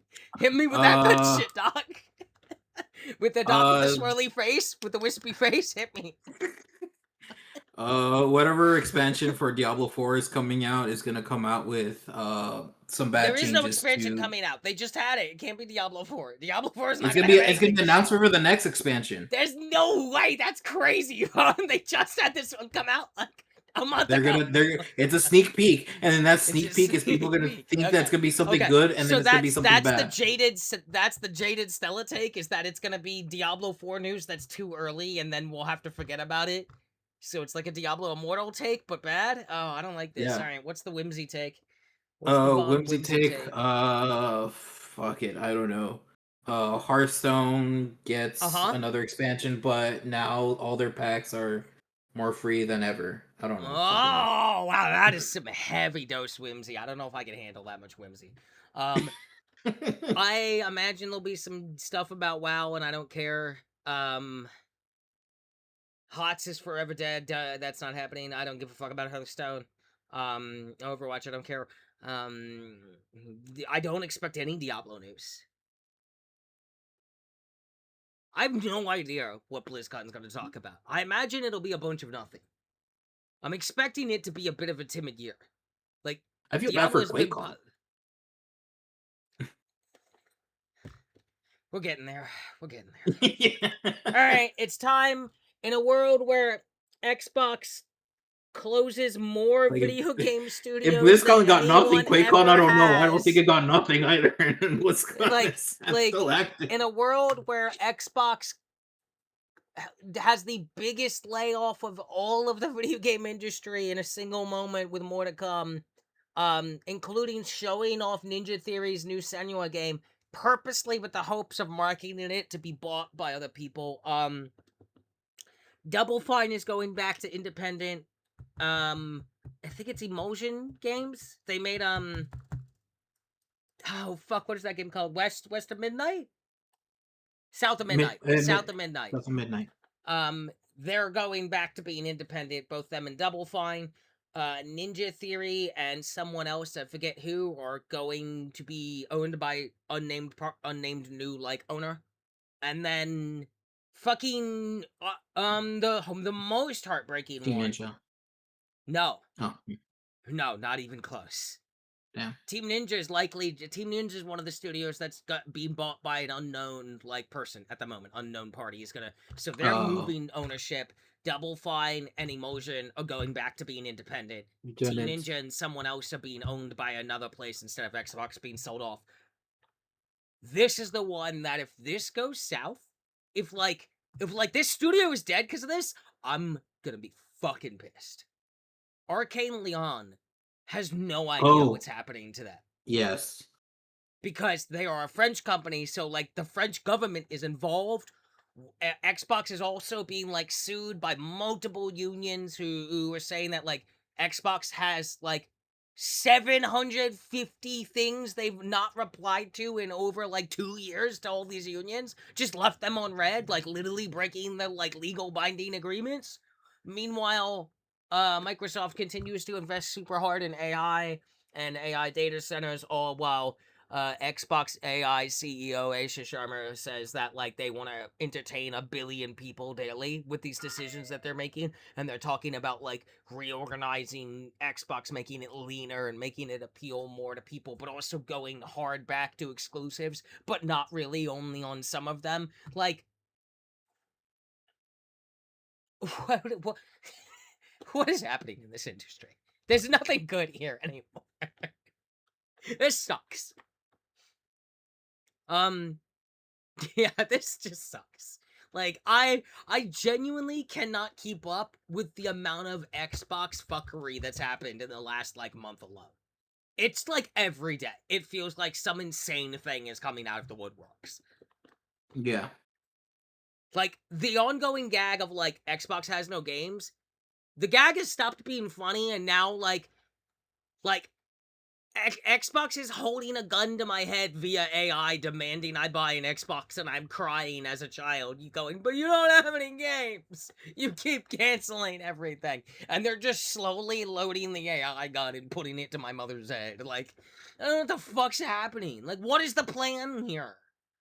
To make the world's most expensive machine all digital with discs that only download a game once, thus defeating the point of the disc and making a bunch of people really mad, but also closing a bunch of studios having less unique properties than ever, and moving what you do have to console exclusive, except not really, because it'll still be on PC, where you'll lose majority too, because they already have a PC that can run it, and they're not gonna pay $1,000 for your super console. Like, what is the plan here? What are we doing? I feel like I'm just watching Xbox slowly strangle itself in the room. Like, I hate this. This sucks. Like, I just genuinely don't understand what's going on. Like, I just fucking, my head hurts. Yeah.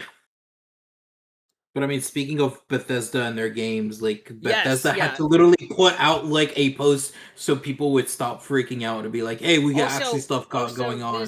And it's just yes, of like course they've got this stuff is going on. this This is one of post those is like control. pointless.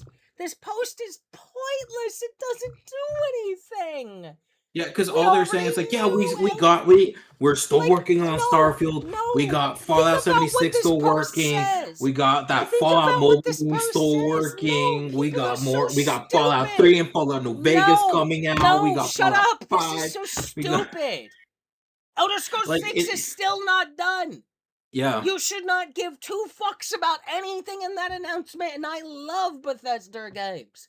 And they're working on ES6 Creation Engine 3 because Starfield is ES6 2, I is believe. not done. And then they're working on a third one too, like so like ES6 is not done. ES6 is not done. That's not gonna come out for like 2 to 3 more years. And y'all just fucking ate the fucking bait of a Fallout 3 and New Vegas remaster that's probably not gonna come out for another 10 years each, respectively. Then a Fallout 5. Bitch, they did it to you again, except with more obvious bait. And you ate it up so deeply that you ignored that. Homie, how the fuck are they supposed to make these? They just lost a bunch of staff. a bunch of people, yeah. Especially in the blading department. They all lost staff. No The one was spared. Not even the big name Obsidian department. Bethesda. Like, they all lost a bunch of staff, and then they put out this thing because boss Xbox told them to, clearly. And it's the most nothing announcement ever. It's like, motherfucking ES6 was announced like 10 years ago. It's not out yet. Why are you getting excited by a Fallout, New Vegas, and fucking 3 remastered? Do you know how old and archaic those piece of shit games run? Those remasters are gonna take so long. Fallout 5? Homie, you're gonna be married and your kids are gonna be in college getting married by the time Fallout 5 comes out on the PS10. I'm gonna lose my voice yelling about how mad all these stupid idiots. Well, I want my physical disc. Oh, look at all this Fallout news. Oh, I don't even care about all the people that got laid off and don't have jobs, or that AI is draining all the water in the world. No, let's be mad about physical deaths, you dumb, dense, blind fucking sheep. You're all so stupid. You're also just egregiously so stupid.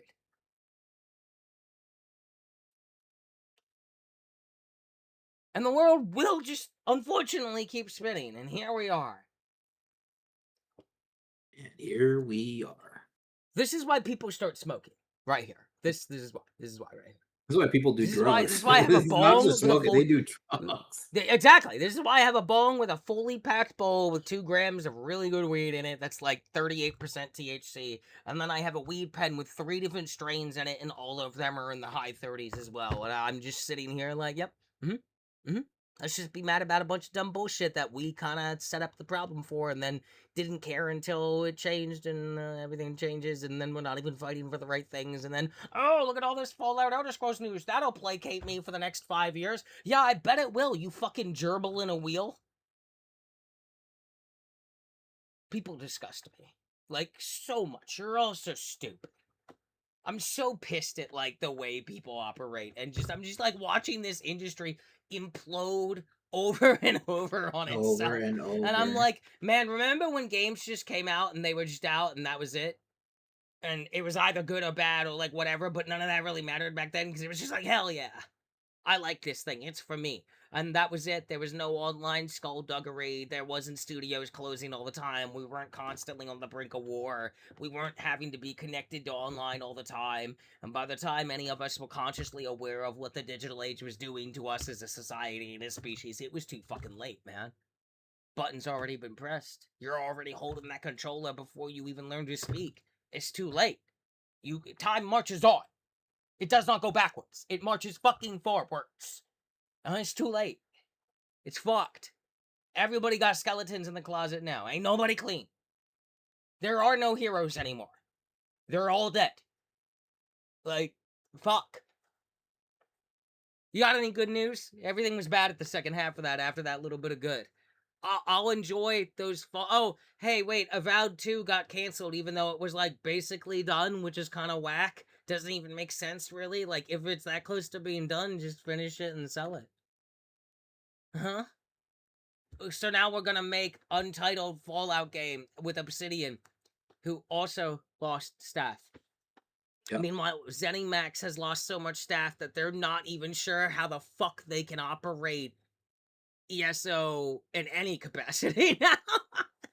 like all this is going on, and we're all just mad about a bunch of discs that 98% of us haven't bought in the last 20 years. But let's be mad about the discs. Meanwhile, Xbox ID also lost doing so the much same of their thing with staff the as discs. well. Yeah.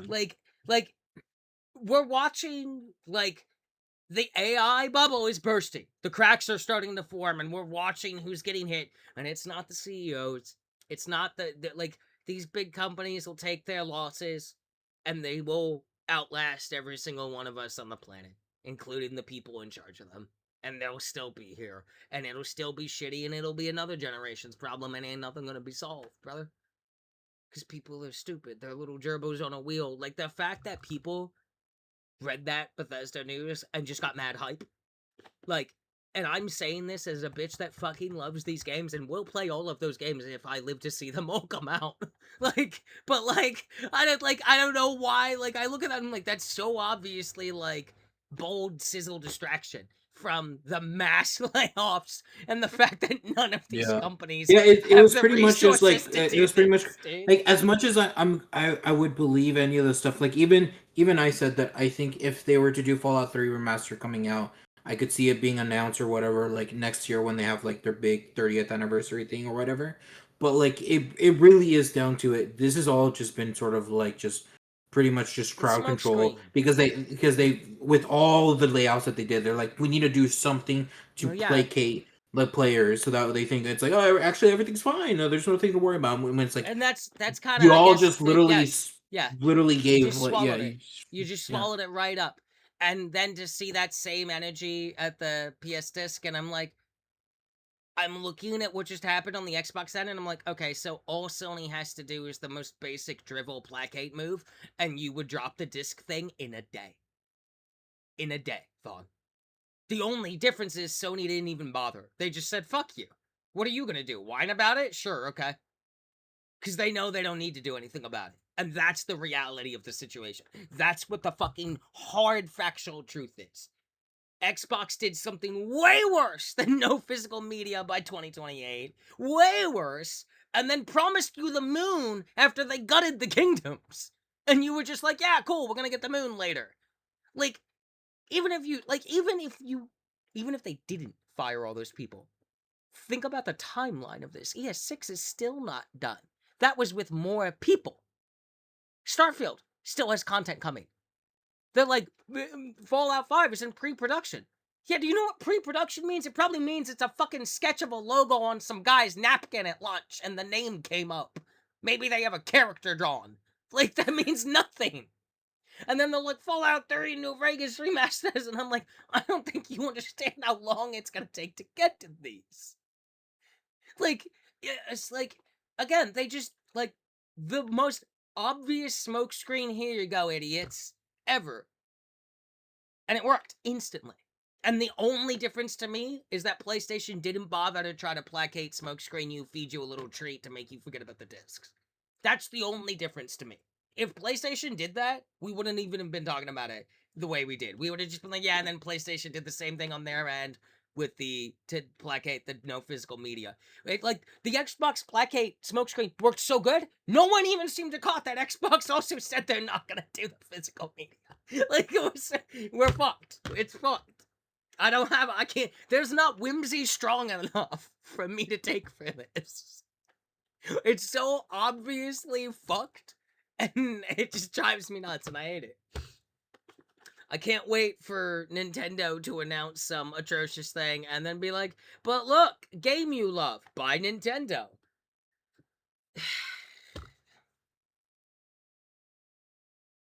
Nintendo's not great. So. Everyone's shitty. We're all gonna buy what we're gonna buy and not gonna buy what we're gonna buy, and no real amount of change is really gonna happen. That's like legitimately like how it's all about to break down. Well, 2 other news. Yeah. What do you got for me? You got some news for me? Do I got news? Is it good See news? Do where we am have I? good news? I'm trying to think if I have any other good news. Um. I guess in terms of media sense, Wait. I guess I could do some good uh news. Hey, okay. that Wolverine game looks really good. Hey, that Wolverine game looked good. It looked like a good Wolverine game. I want good Wolverine game. It looks like it's pulling heavily from some of the best Wolverine X-Men comics ever made. It looks really good. I want the Wolverine game. It looks good. Well, I hope I you bet get it's a gonna good be good. Wolverine game. Right? A good Wolverine game? That's like I hope telling you get me it. I hope you get it. that I'm well, spoilers, in September my purchases have pivoted and I'm buying. That's right, I'm buying in my digital file. I'm buying the Wolverine game, and then I'm also going to buy digitally Control Resonant, and I'm going to play them digitally on my PS5, and I'm going to have a really good time. I'm just roasting the disc people forever now. Just because, Yeah, like, I well, again, it's the fact that the moment Sony does any smoke screen, it'll disappear. You know it will. It's the same thing. It's just they didn't bother to smoke screen it. It's the only reason anyone gets mad about anything half the time in this world is that wasn't bothered to, like, as long as they wave a treat at you, most idiots will take a look at the treat, even though they know it's a treat. Like, we can't be the only 2 motherfuckers on the planet that looked at that Bethesda thing and be like, oh, wow, that's the most obvious. Look over here, don't look at the layoffs. Right? Like, we can't be the yeah. only people that thought that. But I bet you a lot of people thought that and didn't care. They were happy to have it. You know what I mean? Like, that's the problem. Yeah. They know that the treat is simply a distraction for things that, hey, by the way, they can kind of just wave that at you, wave the little sheet that says, look at all these things we're working on. None of those have to come out. You don't have any legally binding hold on these companies for any of those things they talked about to ever come out. Xbox could close down Bethesda tomorrow for all you know. Who's going to stop them? You? Me? No one. That's who. That's what we're in, right? Like, that's the reality, is that there is a very real possibility where, yeah, we'll get ES6. We may never see those remasters. What if ES6 comes out and Xbox says it doesn't do well enough and then has to do more cuts? That's very realistically possible, just because that's the stupid-ass world we live in. Then what? Well, then your next game takes even longer and has less resources, and if Xbox is demanding it hits at certain quotas to make profit, I mean, I can just play this game all day. As can you. Like, it'll just keep getting worse, guys. They'll just smoke screen the next thing, and the next thing, and the next thing, and here we are again. I'm really mad at, like, the idiocy of us as a species today, and in general. I think I'm, like, actually having some kind of midlife crisis on this episode. Like, I'm really not happy with humanity and the decisions we make. We're not very good at this. Maybe that movie was right. Maybe we should put the monkeys in charge. They can't do much worse. I feel like it can only go up. I feel like we've had our time, you know? Maybe it should be a planet of something Oh, else. Planet of the Apes. Perhaps some kind of planet of the apes, if you will. Some kind of global asteroid, some kind of celestial rock in space of which some kind of primate-like creature would reign. Perhaps form some kind of society with rules and structure, because that worked out so well for us. We're fucked. We're fucked as a species. We are the most fucked thing on the planet, dude. You ever just, like, sometimes be I like, man, I bet it would be easier to just be like a beetle or something. No worries, no stresses, just beetle stuff. yeah. No, yeah. Yeah. Yeah. Be a cat. Ah, yeah, that'd be cat. That'd be great. Uh, shit. I'm trying to think if there's any other news I could think Yeah, of that's at the dude, moment. it's so bad right we now. have to. We have It's to so keep. We bad. can't keep backtracking. We can't keep. It's been like 3.5 hours. Yeah, we gotta get going. Like, We gotta get legitimately, going. there We gotta might get. not be any good news. So if there's no more good news, we did a little bit of good news. There was a lot of bad news. A lot of bad news happened this month. What do you want from us? We had the big good month last month with the fucking the game show, and it was really hype, and we had a good time. This was depressing news month. I don't know what to tell you people. It happens sometimes. We're moving on. Hey, Doomsday got a trailer. Avengers Doomsday looks really good. I'm excited. I'm gonna go watch the thing. The new Spider-Man movie looks cool. I want to go watch it. That's cool. There's some good news. I like those movies. They're fun.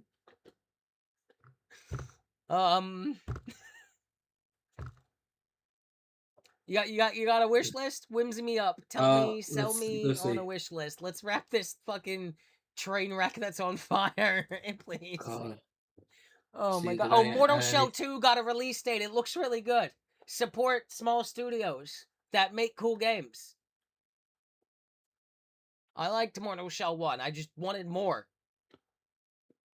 Now I'm getting more. That's good, I have. right? Yeah, Did you play I the hope so. Erosion playtest? No, not yet. I've been on Damn the it. dead Okay. the Okay. Remio's Dead Man grind. I'm sorry. Yeah, it's fine. It's fine. Okay, we'll talk about that next time. Yeah. Yo, Tears of Uh. Metal is out.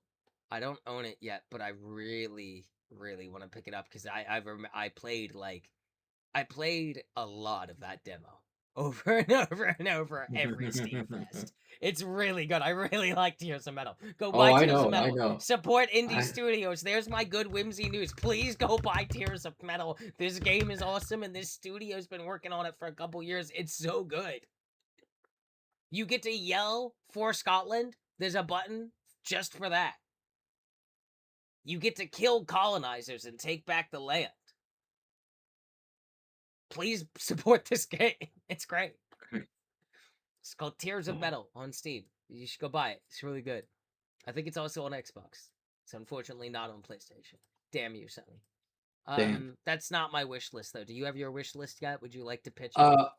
I I haven't added anything new because there hasn't really been anything Oh, new I've okay. seen so far that I've Okay. been wanted Okay. to add. Is Sadly, there no are you gonna get on the Galactic Racer with me when it comes out? You can do some pod racing we'll with your see. We'll friend? see. What do you Maybe mean we'll hopefully see? I might What be do you able to. mean? We'll see. I'll see if I have the I'm chance to get sad it. I'll now. get it. If not, I'm sad now. I'm forever sad now. won't you be doing Blood of the Dawnwalker like during the month of No, September? no, no. October is when the game is. The Galactic Racer is October. And no, because Wolverine got me. Wolverine got me. They showed me that story trailer, and I was like, oh, we're doing like a lot more than I thought we were gonna do with this. And then they were like, yeah, like Lady Deathstrike, Mystique. And I'm like, oh, did Jean Grey just like literally rip those dudes apart particle by particle? Yeah, that's fucking sick. Okay. Uh-huh.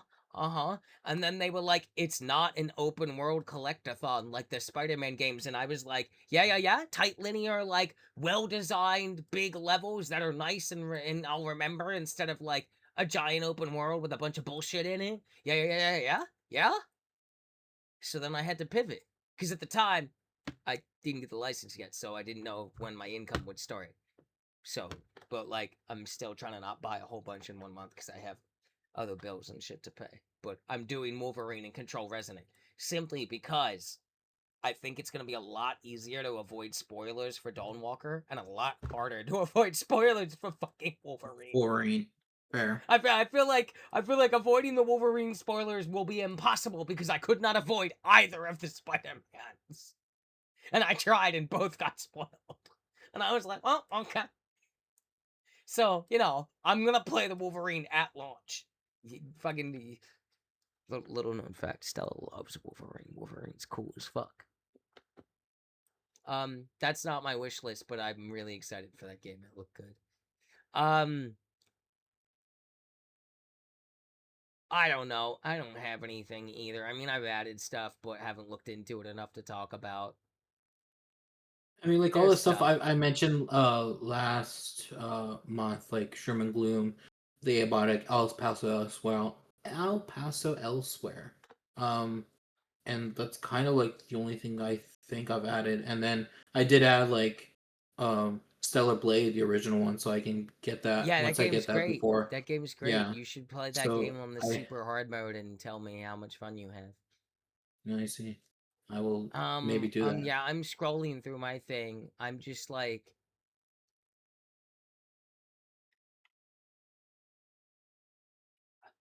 I don't know. Go buy the thing you like. I don't know. What am I, your fucking mother? I don't gotta tell you what to do. You listen to this podcast for entertainment. You don't listen to what we actually say and what we actually believe. And we're all gonna do whatever the fuck we're all gonna do. And the world somehow, miraculously, as some cruel cosmic joke, will keep on ticking. Much like this podcast. And with that, at 3 hours and 40 minutes, we will see you next time, where hopefully we won't have another month of absolutely the worst news in video game history again. God, I hope not. You know, hope not. I'll probably beat the fucking thing by then. Hopefully. Expedition 33, so maybe then I can finally start chipping away at Liza P and eventually get to whatever the hell the Stella section of the DLC is that I've yet to see. I keep seeing things and being like, this seems like it's the spot, and then you're like, no, that's No, not no, it yet. no. And I'm like, what do you mean? You will get there.